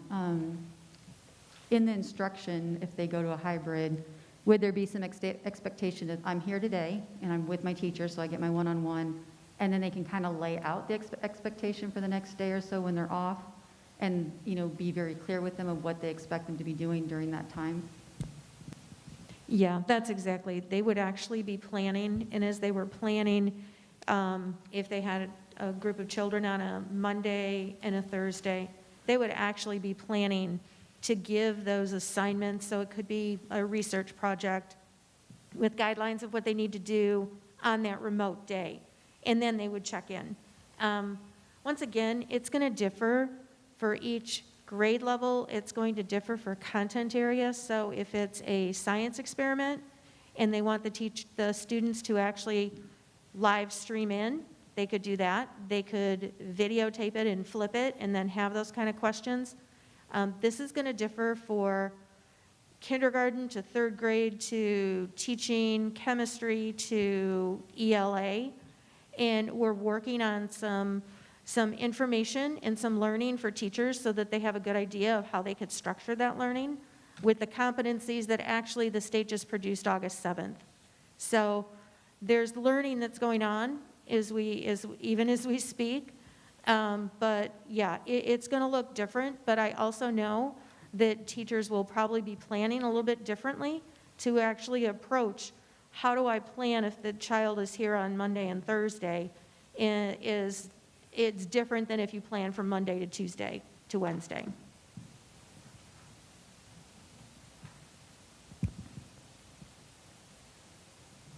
So the current rates and environments we just talked about on the maps, and we've heard from teachers both electronically and in person here tonight.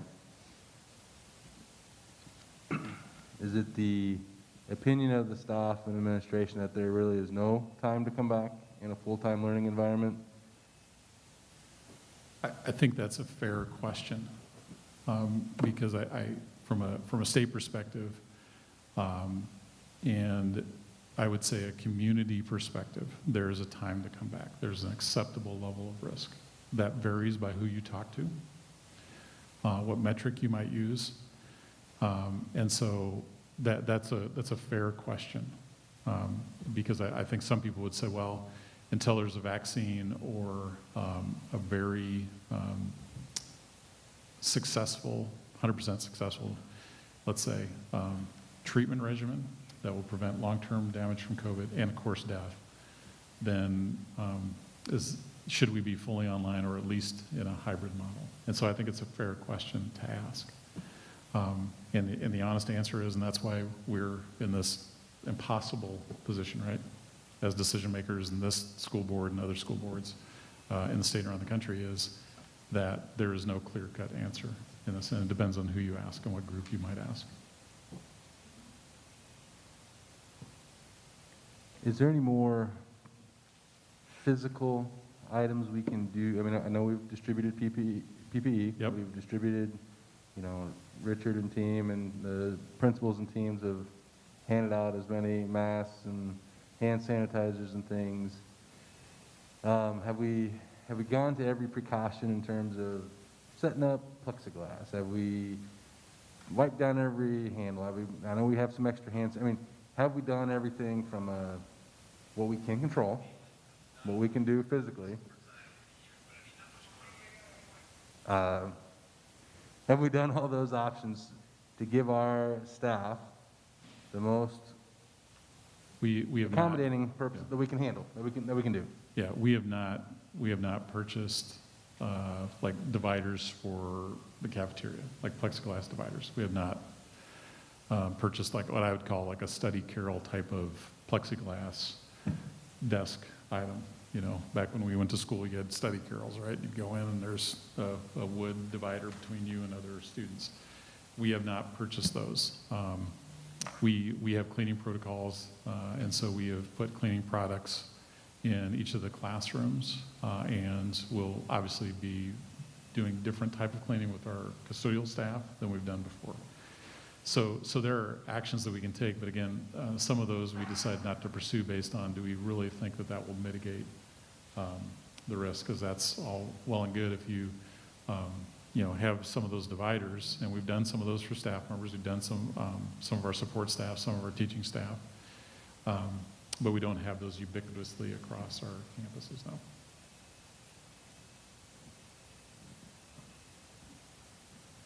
Because as you stated, DT, this is on my time on the board, which is, I mean, Mayor Beth might have me by a day, but you know, it's pit two of our biggest stakeholders kind of in an opinionated question of what's best, whether it be for the safety of the kids or for the betterment of our children.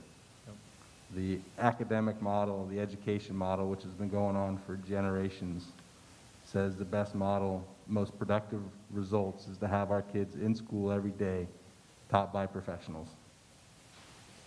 But yet, a staff that we trust and we have aligned here under the administration here has come to us and said, we believe the best model is not that. At this time, based on the circumstances we have, that we would be more comfortable, safer, to do it in a hybrid setting. Yeah, there is a certain number of staff who have said that. I can't say all staff because not everybody has provided that feedback. But yes, there is a certain number of staff, specifically at the secondary campus, that has said that. My apologies, I should not use absolutes, I know better. Yep. But I would say there's also parents that are going to be in that boat as well. We asked a survey earlier, based on the information had, and we had, 80+% said, yep, send our kids back.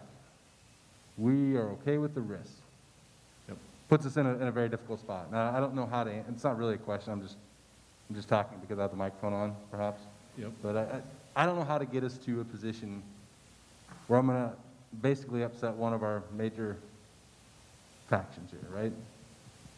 And I'm trying to get to, if we've done everything we can as a board to give the most resources and tools to make it safe for teachers, for the kids, and give them the best education, then we'll live with what our decision is. If we haven't, then I can say, well, maybe we should do a little bit more. But even tonight's comments, I don't know if we have any more clarity or answers based on talking about the medical stuff, talking to our parents. And I say this facetiously, but I could flip a coin potentially and get to the same answer.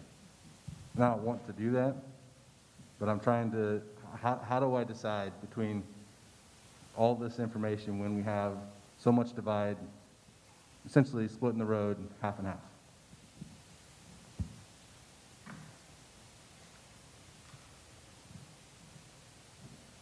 So I've just approached this as an ethical dilemma. I put a video out on Twitter because I was struggling with this. I don't remember. I'd have to look back at my Twitter feed and see what date it was that I put it out. But so ethically, the Iowa Board of Educational Examiners has a code of professional conduct and ethics and a code of professional rights and responsibilities. And that code has provisions in there about the health and safety of students. And it also talks about following state, laws and mandates and expectations. And so what do you do in a situation where those two seem to be or are in conflict? I don't know of any superintendent that I've talked to that says the positivity rate and the matrix for community transmission strategies, return to learn models, they're like, yep, nailed it, like that's perfect, right? We've really got that. And so in the absence of that, comes back to local decision making and that ethical dilemma of, are we doing things to protect staff and students? It is clear that the Norwalk Community School District is doing things to protect staff members. There are some that say we're going too far, wearing masks. Not everybody on this map that I shared from the AEA, if I can get it. I think a speech teacher, told me one time that you need to, make your emphasis and that, anyway, that's what I'm trying to do. So this map, there are districts that are not requiring masks or they're strongly recommended. We made that change. And so we are doing things as a district to try to protect our staff and students above and beyond what some other districts are doing. Is it enough? It depends on who you ask. Like I said, some people say yes, it's enough. Some people say it's not far enough. Some people say it's too far. Could we do some more things? 6-foot social distancing is the item that's really in front of us. We are not making that recommendation for the elementary. Why? The elementary can have more static groups, and so in talking to our administrators, we have not received the same type of feedback from the elementary staff about going to a hybrid model. There are some other community concerns that the board is paying attention to, childcare, just the benefits for younger students, of course, all students being in person with their instructors, as you mentioned. And so it gets back to this again, is it better for kids to be in school every day with their instructors within the risks that COVID presents? And we look at the data. We have a positivity rate today that's at 4.7%. We have had 2 deaths by COVID in Warren County since the data was started to be tracked. And Jodine can correct me if I'm wrong on that, but I think it's been 2 deaths. And then we have, I think, over 600 positive cases since March. And so, and I've started to participate in Polk County health department webinars for superintendents. And so I'm paying attention to that because we have 5% of our students that have a single, that's their primary residence is in Polk County, or it's a secondary residence. So all these pieces of data come in, and then you try to make an informed decision about what true risk exists in our community and within our schools. And then put that up against the resources we have and how are we going to have to deploy contact tracing and how many people might be quarantined. And so all of that factors into this decision making. And we want a definitive guide, right? We've got our matrix here tonight we're going to talk about that's more of a Norwalk matrix. Does that give us enough of a guide? And, I could give this to probably 10 different groups of staff members, and it would come back probably with 10 different versions. And so that's part of the challenge. But ethical dilemma. Are we making efforts to protect our staff and our students in any of the models? 100% yes. Is some of that in conflict with the state guidance that's coming down? Yes. And so I think we're doing our best as a board, administration, our teachers, trying to figure our way through that. And I want to thank our teachers. In some districts, the feedback would have been, you don't care about us, you don't, that's not how this has been approached. It's been respectful. It has been understanding of the position that the board is in, that administrators in this district are in, and really looking at the research and what does it say. And so I really appreciate the approach that our teachers have taken with that, because we are in this ethical dilemma, protecting teachers following state guidance.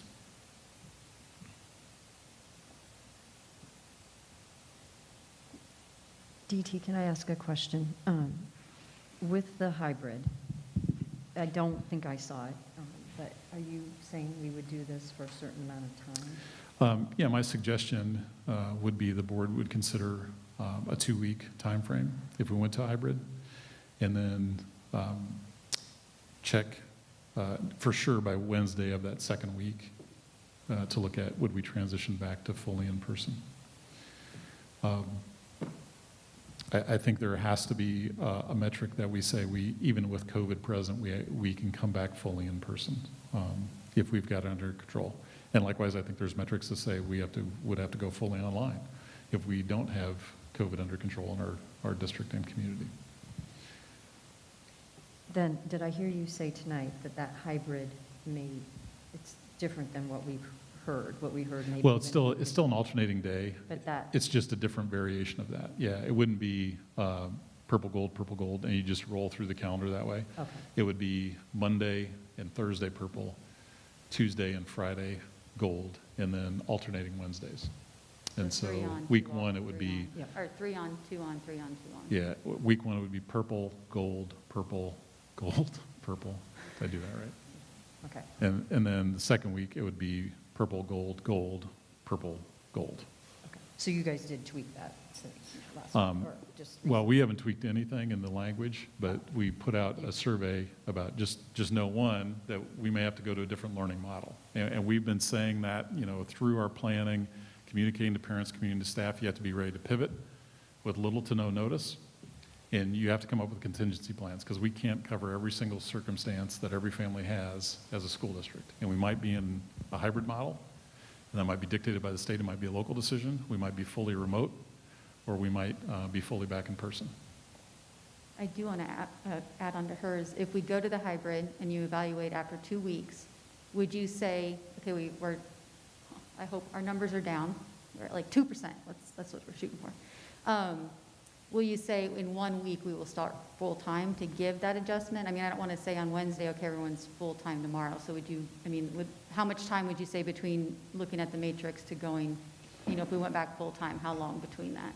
Yeah, so the matrix that we're looking at is, got different measures. And so what we think from a district standpoint, recommendation is positivity rate is a legitimate measure, as provided by the medical professionals we're working with. We can argue about tier 1, tier 2, tier 3, tier 4, but it's a legitimate item to look at. Student and staff absence rates, we think that's a gap in the state's guidance, and so looking at that is important. And we lean on the Iowa Department of Public Health, whereas if we have 10% student absence, we have to report that to them. And so that's a measure that we have included in our matrix. And then ability to cover staff. And so one of the things we talked about was, what if we have half of our bus drivers that are out? We can't get, I don't believe we can get half of our bus drivers covered as substitutes. So that may dictate that we have to go to like a fully online learning model for emergency purposes. And we believe we have the ability to do that, right? We can close our school district for emergency purposes.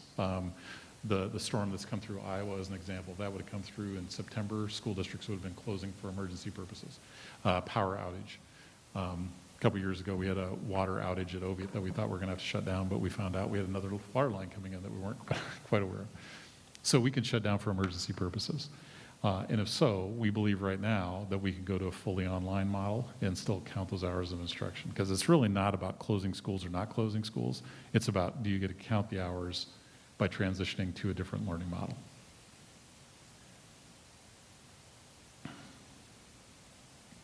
And this is another question, just because I'm thinking about the staff and staff absences. So our substitute pool, and maybe Allison, you can answer this. How are we looking with substitute teachers right now? Or do we know? We're doing everything we can. We've got 74 in our sub pool right now, which is pretty standard. I think we had like 78 last year. My concern is that we've had just in the past week several subs get full-time jobs, so that number is probably a little lower than 74 at this point in time. Haven't cleaned that up from this week yet, but my concern is that we have some subs in there that are retired teachers that may still want to be on the list but are kind of waiting for things to calm down and are just not going to take any jobs. I've been contacted by a couple people who have asked to be, they said, hey, just remove me from the list. I'm not going to take any jobs. And, we've tried to encourage them, stay on the list. We don't want you to have to reapply. We want to keep you around, keep that contact. You're welcome to just not take any jobs if that's what you want to do, but we'd love to keep you on the list. So trying to keep them close, even if they don't want to work. So my biggest fear right now is those people who have not reached out that are just saying, well, I know I can just not take any jobs and stay on the list. And we're just not going to know that until we get a little closer. But we've also reached out to Drake University, and I'm working with their field placement supervisor to kind of form a relationship and get some student teachers and Drake kids that want to come work, whether it's sub-teaching or sub-para. Have been trying to get in touch with Simpson and Iowa State to do the same thing, to try to form those relationships and get some college kids who are doing some virtual learning at school to come help us out. So, yeah, and I know Dawn and I have found out from the state that since we're a license renewal provider for teachers, we can actually offer a substitute authorization course through the district at very little cost. So we are working on putting, we have to develop a whole course, so that takes a little bit of time. But we're hopeful that we can roll that out to our community this fall, where maybe we say, if you're a member of the Norwalk community, you can take this course either for free or for very low cost, so that you can come sub at Norwalk. So we are trying to get creative because we know that's going to be a concern. Thanks. Thanks. So, other questions? DT, I just wanted to touch back on a comment of Brian's about the number of students that in a hybrid model. And, I'm still, on hybrid, I think it's a tool that we need in our tool belt. I firmly believe that. And I think we need to figure out how we're going to do it. When we do it, that's another question. So if we do it, what I'm understanding right now is we're roughly sending 1,000 kids in our district to learn from home on every single day. As I do the numbers of remote online learners, plus the half of the 6 through 12, we're going to have 1,000 kids that are at home every single day, which roughly puts 45 to 44% of the students of the 6 through 12 in the building, which is about 800 kids. But to say I'm not concerned about sending 1,000 kids home, and I know everybody in this room is a gross understatement. I know, like Justin, that those kids are not going to get attention from a teacher every single day. It's not physically possible. I get that, and that's taxing our teachers, and will tax our staff greatly, and I'm concerned about that. So then I come to the conclusion of I just know they're not going to be educated as well. It just isn't going to be the case, and we're giving up a known, very time-proven commodity here that kids are educated better in the district if we move to hybrid today for what I consider to be a bit of an unknown. And honestly, I've never made a decision on this board that affects or impacts education more than this decision. I mean, I can't tell you that sending 1,000 kids home on a given day doesn't weigh on me more than any other decision we've ever made, because it does. And it has since last week when we learned we were going to go to this or thinking about going to this. So you're dealing with some pretty big chips here when it comes to education, and I think your ethical dilemma that you talked about frames that up a little bit. But I struggle when I get to hybrid, because we've never made a decision to affect education without data. Hardly ever in research. I mean, we are a research-driven, data-driven industry, and here we've got a hybrid model that I've not seen. I mean, I don't think the data exists. I don't know that we've ever been through a hybrid model. So we're again, I come back to the concept of the concerning part to me is we're trading a very known commodity for an unknown. We don't know that hybrid and 800 kids in this building necessarily keeps everybody safe. We don't know that. And I know social distancing, and I'm a little concerned about that inconsistency within our buildings. So we're talking about no social distancing K-5. So we're using that for static.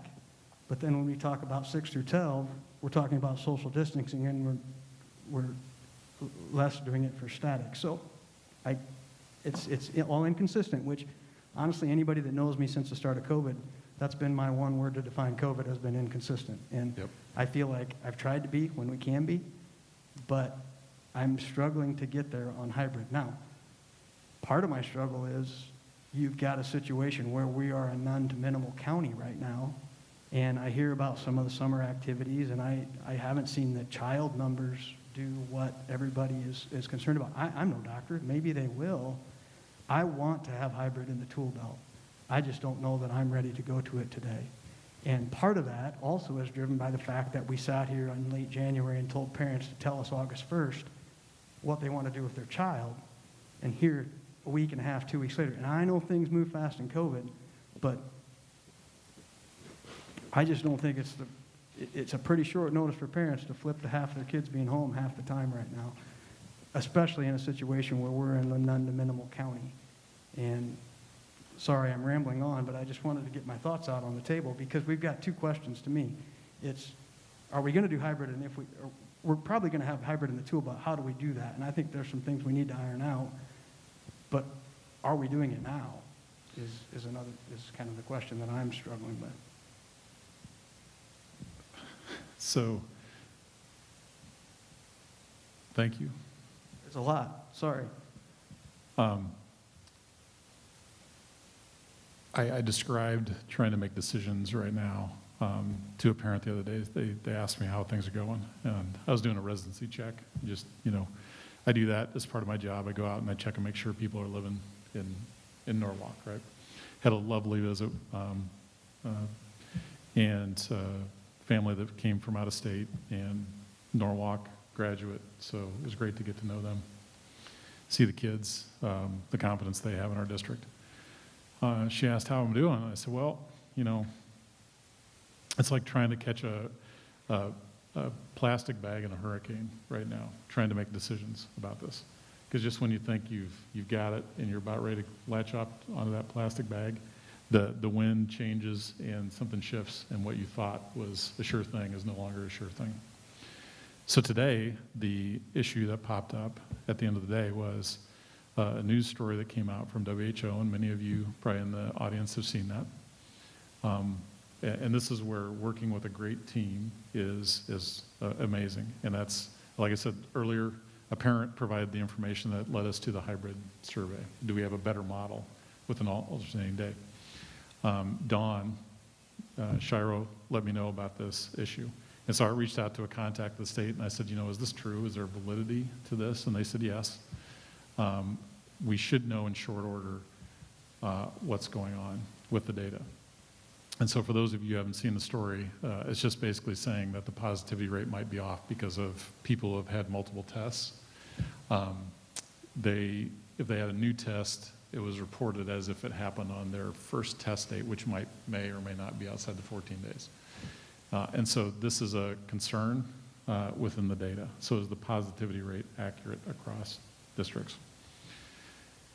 So, so tonight I know you want a recommendation from myself flowing from the administrative team. And so this is my recommendation. So looking at the matrix that the state has provided, looking at the matrix that we have created, which we would need to either approve tonight or table till the 24th for some more time to consider that. And if anybody in the audience wants to look at this, it's up front on the stage. And it's called the Norwalk CSD COVID-19 Return to Learn Transition Matrix. We have, of course, some assumptions in that, and we have some metrics and items that we've added to the state metric matrix. So if you ask me where are we at, I would say right now, based on the fact that we don't have student and staff absence rates and coverage information, which we want, and we'll have starting day one, but we can't use that. So then we go to the positivity rate. We're at that 0 to 5.99%, because the state said 0 to 5%, and then the next level is 6%. And so what's that, nuance? And so our matrix says 0 to 5.99%. We would be in that none to minimal. And at that level, I think we would be fully back in person. So, okay, that seems like a simple recommendation, but I think we have to have some confidence in the numbers. And right now, based on the fact that I don't know where we're at with that confidence level, and we may know tomorrow, we may know 2 days from now, I'm not sure. My recommendation would be for the next 2 weeks that the secondary campus goes to a hybrid model. And so that would be my recommendation. And we could reconvene and see if we need to do that. If something changes and we get better specificity out of the state. But like you, Director Albrecht, I have a hard time making a decision when I don't have confidence in the numbers or the data that's been given to me. And up to this point, I think there's arguments back and forth about different things. I have not heard that, this level of concern coming out of, is the data accurate that we're being asked to make decisions with? Are we testing enough? Yeah, there's those concerns. But that would be my recommendation tonight. In the absence of some of that information late in the day, it may have been a different recommendation, but right now I have to go with what I know at this particular time. The challenge that the board is going to have, and we can revisit this issue later, it's not for tonight, is just the pivoting. And that's going to have to obviously flow through the district administrative team and myself. But is the board going to want to come back to the board table and make that decision each time there may need to be a pivot? And I'll respect, either, because we can do that. Certainly, we may have to have an emergency meeting, and we have provisions to do that. Some other districts are writing into policy. They give the superintendent that choice, and so I think that's a decision the board has to make if you want to, which route you would want to go on that. And I'm not prepared to put that type of language in front of you. I just want you to consider that as we move forward. I appreciate the recommendation, and on the data, because I had seen what you were talking about. Has the flip-flop of that been discussed, of where we go to school for 2 weeks and then come back and revisit hybrid? I guess I'm almost the opposite, where I'm struggling. If our data's not good and we're sending 1,000 kids home every day, I would want good data to do that versus the flip of that. And I'm just curious because I'm sitting at the table, and I respect the teachers and the administrators that have made this recommendation greatly, and frankly, their safety, student safety, and education for me is, it's the whole part of being at the board table. But so to that end, I'm more than happy to sit here and say, let's sit back and talk about hybrid in 2 weeks. But we're changing on parents if we do that for Monday. And the other piece of my concern, and I'm getting all my concerns on the table and thoughts I've had, is the 6th and 7th graders concern me more than the 8th through 12th graders. If I have a 5th grader, my 6th grader being home 3 or 2 days a week by himself to try and do online education next week as a family, that's a pretty tough deal we're throwing at people right now, when to some of your concerns about the data, we don't have hard data on that. Yeah, and I agree with everything you said. The challenge that we're going to face over the course of this year is that what parents want is advance notice and some level of consistency, time to plan. I can't guarantee that. It's like we're going to be, I think, every day is going to be like a winter storm is bearing down on us. That's the way I'm approaching this year, is that we may have to pivot very quickly. Could be to a hybrid. It could be from a hybrid back to fully in person. And it could be to fully remote based on the numbers that are in place. Because if we have a spike several days in a row, we could see, our positivity rate go, when we're looking at our map of positivity rates, like Lucas County, I don't know what they were at 2 weeks ago, but it wasn't 17.1%. And so as we're going through this, I wish I could give the board, I wish I could give our parents, I wish I could give our students some certainty about this. Our plan is written, and we say it's fluid, and it may have to change on a rapid basis. I think giving parents this is what it's going to look like, this is how we're going to communicate with you, and we're going to try to do that as quickly as we can, is the best we can do. Because I can't guarantee that we won't have to pivot, midweek next week to fully online. I don't think so, but we may have to. And we talked a lot about the numbers last week in nauseam about how much reliability and in this matrix we want to go. From my position, even when we were last week, it was 6 or 6.5% was what we were talking about for positivity, some number into the second tier. But we were also kind of discussing at 6%, is that the same as 15%, which is the top end of that second tier, 14.99. Yep. You know, and I am concerned because I did not see the story from WHO. You know, does that make our percentage really 8% or 16%, or does it make it 5.5%? I mean, I know you don't know those answers. I'm just throwing it out that, I mean, me personally, when I look at this model or this matrix, you know, and I sit there and say, well, yeah, I'm in that second tier, which is what we were talking about last week. Is that a cause for concern? Well, 6% to me is still a lot different than 14%, is that's a 14-day average. So the next 2 days, we could be at 14.5% if we had and we just heard that the number of tests isn't even, I mean, it kind of ebbs and flows each day. And what does that mean? I will echo a little bit of David's comment that my philosophy is that wouldn't it be better to come in person for the first couple weeks so teachers can get to know all the students, get to know their personalities, get them kind of started on the class, show them some of the tools. Then, if we need to go to a hybrid model, execute that. That's, but I do have one clarifying question though. At one point we discussed that there were certain individuals that either had IEPs or in certain demographics that were actually going to be here all day. So Yep.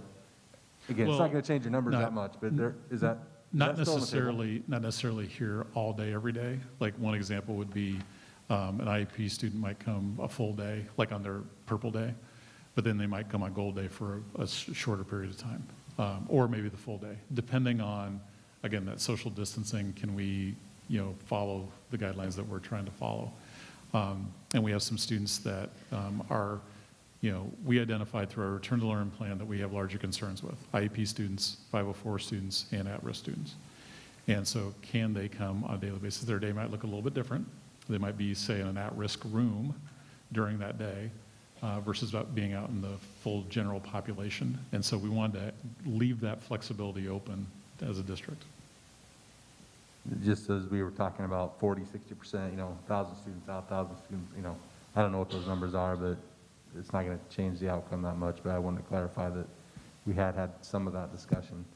I guess where I'm going, and this is as much for my fellow board members, is there a benchmark in these metrics, even if we don't necessarily agree with the numbers quite yet, but does it get above 10% for X amount of days? Then it triggers maybe a 2-week review versus, hey, every 2 weeks we're going to see if it's that's just a common question to try to figure out. Not necessarily say that it has to, all the stars have to align to slip back and forth, but as a parent, you're sitting there going, well, as the wind blows, we don't want to change the model every day, and we won't. But is there something viable that others can also look at and say, hey, this says really anything above 15, you have to really start to organize all that and prepare to go to other forums. Yep. What are we comfortable with at Norwalk other than saying, well, today is 4, yesterday was 6, tomorrow might be 7?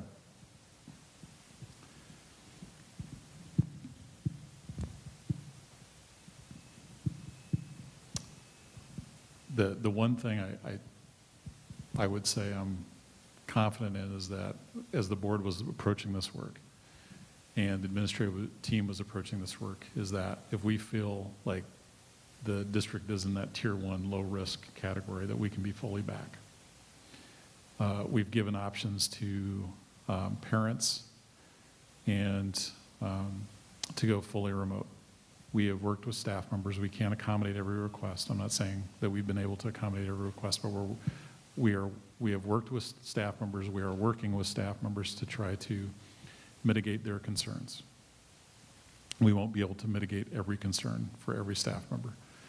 And I, give a shout out to Allison Cornwell and to our principals and Don Shiro, who have been problem solving with staff members and continue to do that.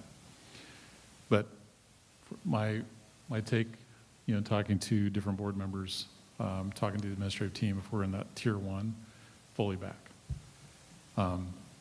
We have been operating in tier 2 for several weeks since we've had this guidance. And yesterday was the first day we would have dropped down into that none to minimal range, according to the DE. And then again, late in the day, we get this information that maybe the numbers, they might be lower. It might be actually better than 4.7% positivity rate. it might be higher and put us, into a different, I don't know. And so I trend more towards, again, that ethical dilemma. I'm going to trend more towards the students' staff safety on that topic and that ethical quandary. And then the other thing is creating conditions harmful to student learning is part of that ethical code of professional conduct and ethics. And so with that, I think you see the recommendation, you do see the recommendation coming out of the administrative team around keeping elementary students in school, fully in school, and then our secondary students going to that hybrid model because they are at a different cognitive level. They are, and I'm thinking of Beth Ward here, mostly at a different behavioral level. And so there is an ability to participate, but it's going to be a challenge, there's no doubt. 6th and 7th graders, all the way up through some of our 12th graders, online learning is not a great model for them. And that's why some parents have made the difficult choice. I might be more comfortable from a family or student perspective with COVID-19 to keep them home, but they need to be at school. And so parents are going through the same ethical dilemma. And I've heard those comments and received those emails from parents. We're really struggling with this, but we just think they were willing to take the risk to send them back. Well, and DT, you mentioned, so I guess I want to say that I too agree, our students and staff, I mean, for me personally, who are in my heart and my mind these last couple of weeks. And when I think about how, I don't want to have to be required remote again, like we were in the spring we were voluntary. And so I agree with David when he's saying that's not the best education mode we want to go to. So I try to figure out how can we stay together for as long as possible. Is that the hybrid? Sometimes I think it is, but then sometimes I think, no, we need to come back full and go from there. But with those 6th graders, those kids transitioning from Lakewood, I'm a little worried, and this hadn't come to me until just today, of that transition. They didn't get, in the spring, they didn't get to go to the middle school. They didn't get that time that they had in the past, and they aren't getting an open house. And I know they are virtually, but it's not going to be the same. And so, especially the 6th graders, that's going to be, I think, a really hard transition. Just like it's hard, I feel like, for our staff, the whole part of trying to switch between hybrid and online and in-person, and now you've got 3 different groups that you're dealing with. And Carrie said, in her 20-some years, nothing's prepared her for this. Well, nothing's prepared any of us for this, but I worry about our staff and the planning, and it's just a heavy, heavy lift for everyone. And so, but in my head, I just want us to be together as long as possible. I mean, if we can get to Thanksgiving and, get everything in, and that would be awesome. I just don't know. It's the unknown, like David, I'll echo his comments. It's like we have no idea what's coming, and so it's so hard to sit here and make this decision. But we have to think about the students and the staff, and that's what I'm trying to do as we're doing these, as we're going through all this. So that's just me with my thoughts. I guess I kind of had not an opposite thought, but like if they're coming back hybrid and you have a class normally of 30, I don't know, 25 say, of, pre-algebra, and you only have to have 12 of them come back, it may be easier to have more one-on-one in those discussions of what their anticipation, what they're expected to do each day in class, learn the new routines, learn the new, distancing and all that stuff, and then build for that couple weeks, and then say, okay, look, you've all learned kind of individually, now we're bringing you back together because now you know what's expected of you. The teachers have been able to have more one-on-one with those kids, potentially to be able to explain some of that before we go to the next step. I mean, I know from experience, if you have a class and there's 1 or 2 kids missing, you can get a lot more done than if you have, all kids there. So I kind of looked at it that way, where it may give them some of that transition time because they are with, a smaller group and get more focus on what's expected and what's going to be moving forward. I do agree with Mary Beth too, that like I said last week, my goal is to keep us here as long as possible. So, I mean, I want to be able to make sure that we can stay in school, whether, unfortunately, maybe one cohort is out for a couple weeks, but the other cohort can be there and keep going. So it's looking at the longevity of it and trying to be, I would rather have our kids every other day than be in for a month and all of a sudden we're done and we're virtual for the next 6 months. That's what we're trying to avoid and keep them there as long as possible so they can learn, they can develop, and, they continue to grow.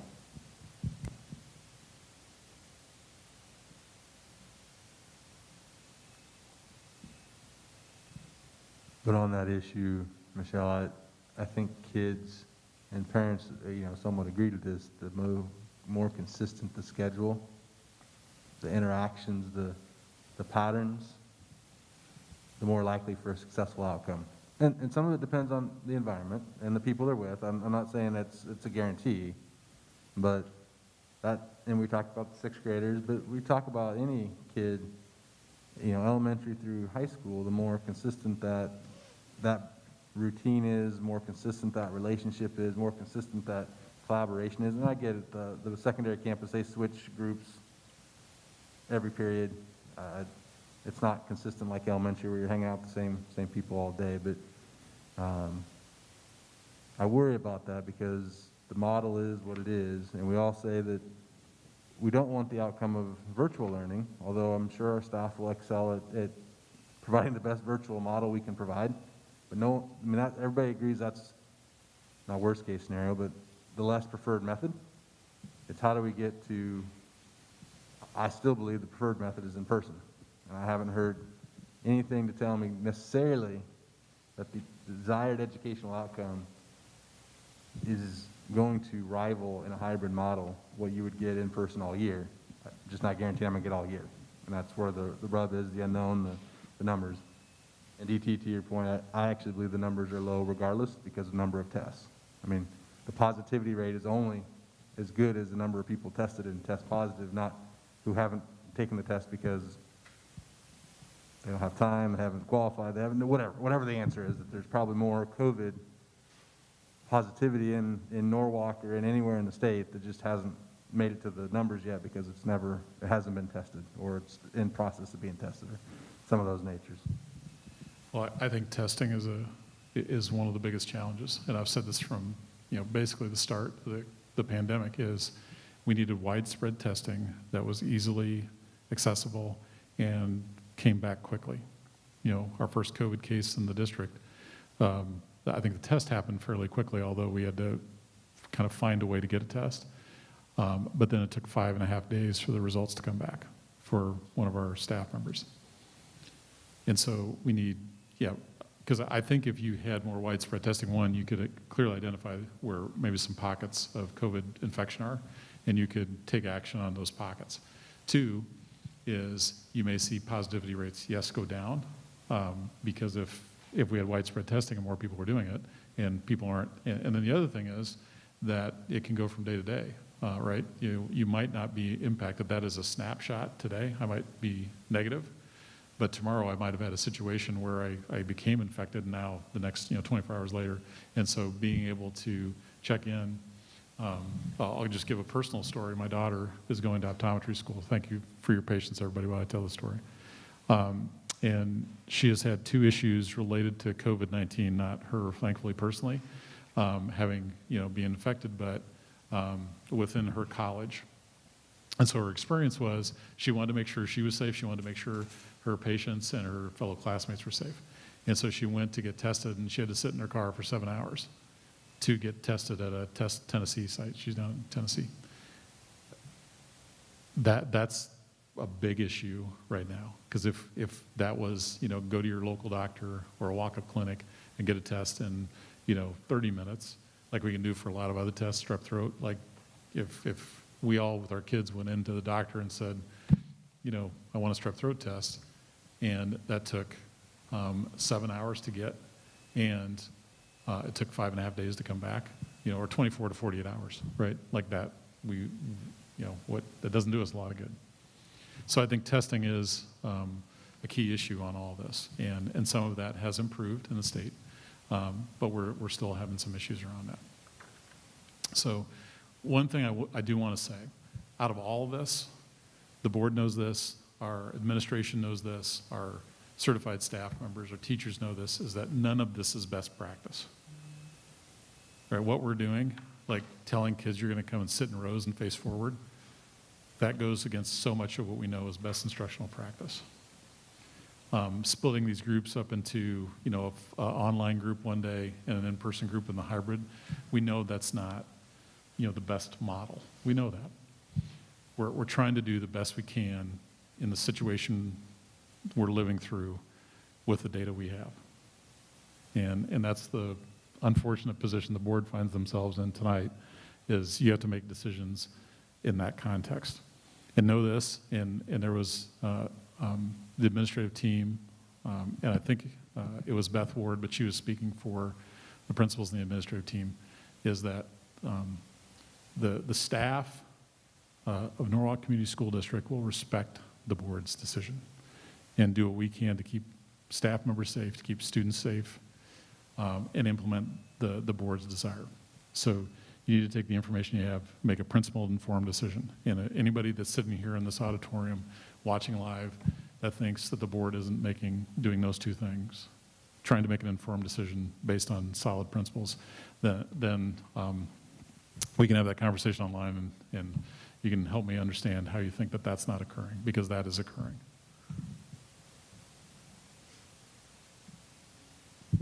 DT, I agree, and I mean, the staff that has recommended and wanted to go this direction, I mean, it's a very admirable thing.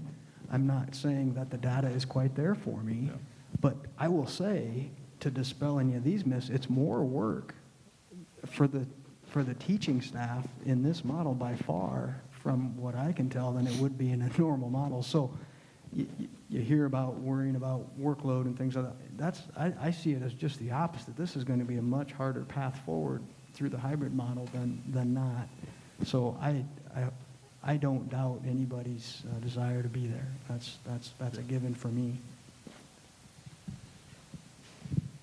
So not maybe a question, but just my biggest hangup that I'm encountering right now is that our current plan was to go 100% in person. And now I'm sitting here with the best metrics that we've seen all summer. And now you're telling me a week before school that maybe we're thinking about changing to hybrid. So that's, to me, the best metrics we've seen, and then we would make the change. Like, how do I reason with a parent when they're like, what the heck were you thinking? And hopefully within a day or two, we will have better assurances from the Iowa Department of Public Health. In the absence of that, you have my recommendation, right? Because you're right. And it would be hard for me to come before you today and say, we're at tier 1, none to minimal, we need to go to a hybrid plan. You would be basing that decision on something else, right? It would be based on some other factor. But I look at some of our other districts. Let's go back to our map. Dallas Center Grimes is, I don't know if they cross over into Polk County or not, but they're for sure in Dallas. They're at 6.9% and Polk's at 8.3%. Let's assume they go over into, and if you look at Ames, Ames is an outlier. And so I don't know what the dynamics are in their community, but Story County is currently at 2.6%. I believe that's probably been impacted by the number of students that have come back to Iowa State and taken a huge chunk of tests and didn't have a high positivity rate out of those students, if I understand that correctly. Bondurant Farrar is in Polk County. Polk County is 8.3%. Ankeny's in Polk County, they're at 8.3%. Sadell is in Polk County, they're at 8.3%. Urbandale's in Polk County, they're at 8.3%. Johnston's in Polk County, they're at 8.3%. Des Moines is in Polk County, they're at 8.3%. And there are some other districts that are in counties that have higher positivity rates than we do, that are fully back in person. And so, I can't speak for those boards. I can't speak for those administrative teams and those staff and those communities. They're making decisions, that they're making. Earlham is in Adair County or Madison County or both. They're at 6.8 and 7.6% positivity rate. Pleasantville is in Warren partially and Marion. Warren's at 4.7%, Marion's at 7.5%. So, you look at this and based on those numbers, we would have locally a argument for coming back in person that some other districts wouldn't have right now based on positivity rate. And we're in a unique situation because we're pushed up against Polk County. And as mentioned in administrative team meetings and by staff members, that we have some cross-pollination that goes on between Warren County and Polk County, Dallas County, because we have people traveling from around the metro to get here, right? Marion,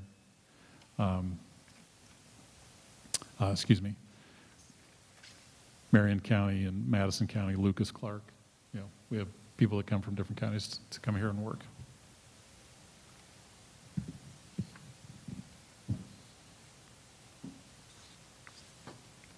So the options before the board tonight would be, if you take no action, we return in person. That is the model we have selected.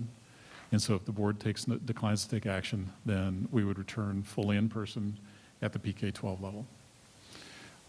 The board could act on my recommendation, make a motion to do that, or make a motion to do the opposite of that.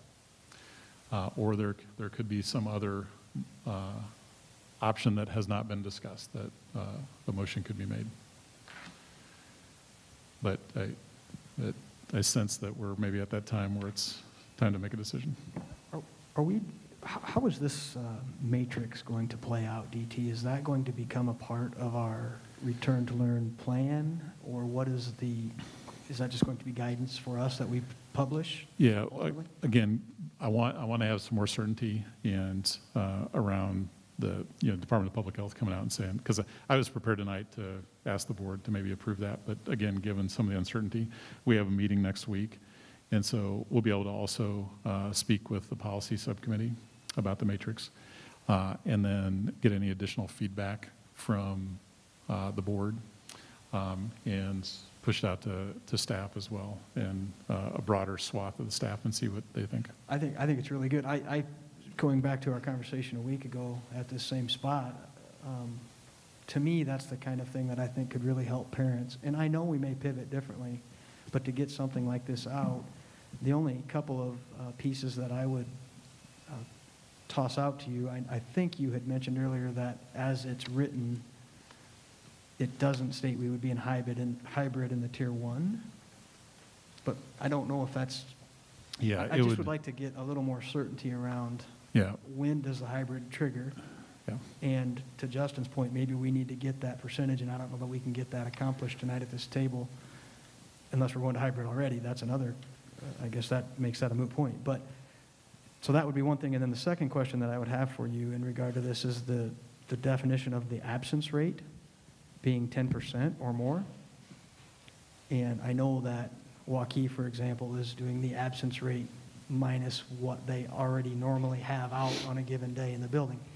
And I would believe there's a lot of difficulty in calculating what it would have been a year ago at this time. So my only thing is I think it needs to account for normal absences too, because we're going to have those. And that's fair. We originally started with kind of a metric around that and tried to think about some of the challenges related to what Waukee has chosen to do. Which, for those of you who don't know, Waukee came out with a different matrix, and they basically said if their absences are a certain percentage above what they were last year, then they look at going between different tiers. And that was one reason why I left this highlighted in yellow on the matrix, was because I knew that would be fortunate. And that comes back to that 10% is based on the state, and that's really about a student absence rate. We know that staff absences has an impact on us too, because if we had 50% of our staff out due to the flu, we would not be able to hold school on that particular day. And so to your question, like when would we go maybe to a hybrid model? It might be like if we have coverage rate and you see that under like tier 2 is adequate staff coverage, that might trip into a hybrid model. Like we would have to make that decision. And the thing is, again, with this, we can't write down every scenario that we might come across. And so we're trying to give ourselves some guidelines where then myself, in consultation with the admin team, makes some informed decisions. And this is a guide, and then it points us in the right direction, and then we have to take the current conditions into account, right? And then make a recommendation. Right now, again, if we transition learning models, that is a board decision. And so we would be making a recommendation to the board about, are we going to transition to a different learning model? And one question that's come up is, would we count student absences for those people who are quarantined?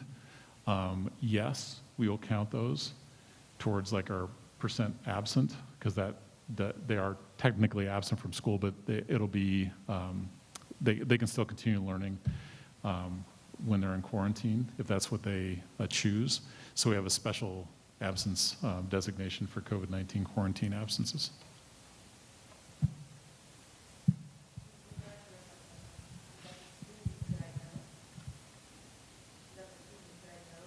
Associated students that would be needed to quarantine. No, so if they're out of school because of COVID-19 reasons, so it could be they're positive, it could be that they're just in close contact, not to quarantine, like we will differentiate that in our attendance processes. Because you can have a student that's quarantining, but they're participating remotely, and then you could have we'll have to differentiate that with someone who's out with COVID, but they're sick and they're not going to participate.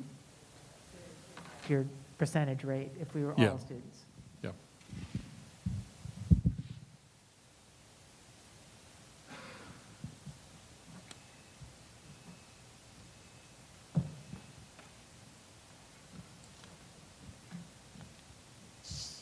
Go ahead, Justin. Do you have a question? No. Okay. Were you going to say something? Okay, go ahead. So I sense that this document, you don't want to get that granular. We want to take some time with the administrative team and yourself on this document versus tonight getting into those details. Yeah. I think that's probably for the 24th, and I can continue to fine tune this, take some of this feedback and perhaps tweak it a little bit. So I think there was a gentleman here that mentioned, about, I don't remember if it was the first or second speaker, about Norwalk trying to lead the way. Well, this is an example of where we're trying to be thoughtful and lead the way. Because I don't know a lot of other districts that are doing this work. Waukee is one. But I think from our standpoint, we're trying to be transparent and say there's more than positivity rate that affects us through this pandemic. If we have large number of staff members who are out because of quarantining or, whatever, we have to make a decision that we may have to shut down for a period of time and go, when I say shut down, go to a different learning model, maybe hybrid, maybe fully remote. There are other factors than positivity rate that are going to impact us. Where that falls, we need to be thoughtful about that.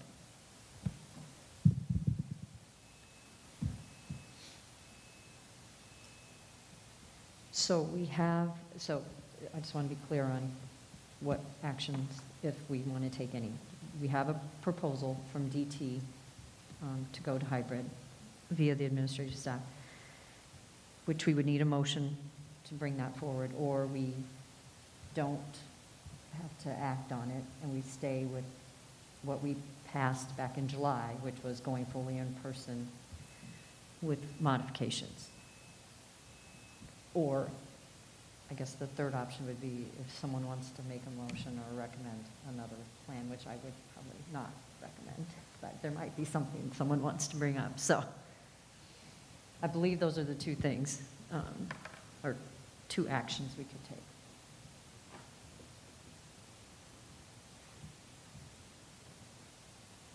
So I'll say this in respect to Superintendent McGee and to the staff here. But my recommendation to the school board tonight is that we decline action and return to learn as expressed in our July meeting, full-time, in person, for all grade levels, with the modifications as identified in our previous return to learn plan.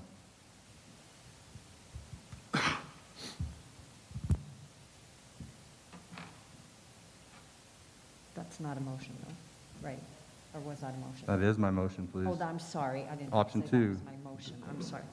I thought we didn't have to take action. If we didn't take action, that would mean we'd keep the Yep. return to That- learn. Or you can do what. I'm going to make that a motion for which we will I got you. I'm sorry. either vote or not vote against that, No. so that I we got have that on record. it. Okay, so your motion, I just want to be clear, is everybody clear? Justin's motion is to decline the recommendation from DT and the administrative staff. Did I say that correctly?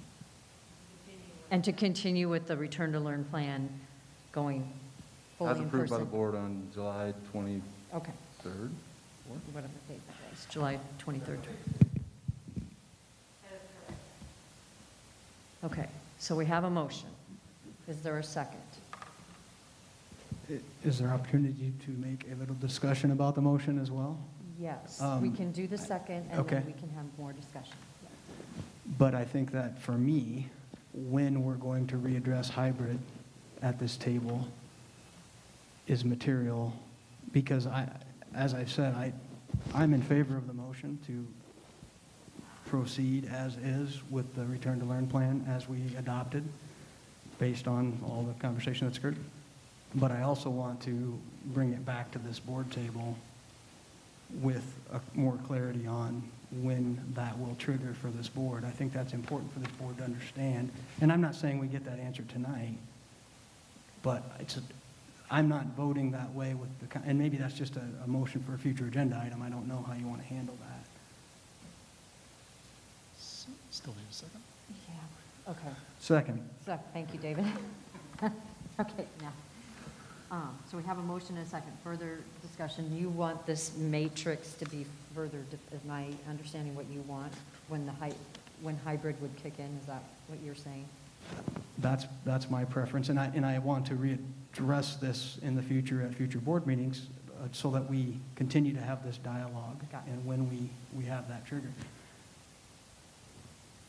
But I think to an early discussion, David, so I can make a comment then, that we discussed this, we haven't given away the board table's ability, whether it be on a scheduled meeting or in lieu of an emergency meeting, to readdress the plan for which we have for whether it be a particular campus or district-wide, the ability to go between our models as the data or the circumstances present. The board right now has the ability to change the learning model. That responsibility rests with the board.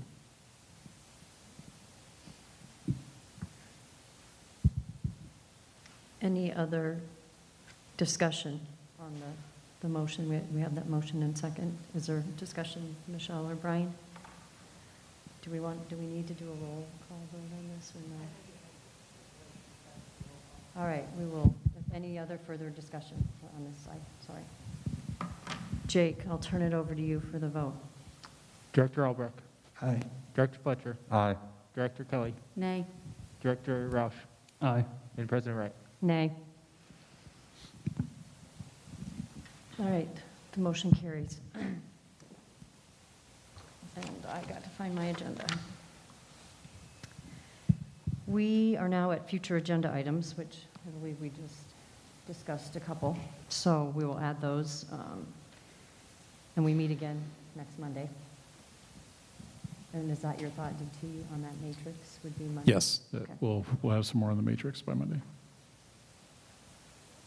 Any other future agenda items?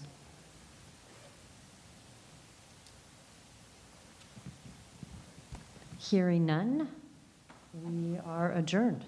Thanks, everyone.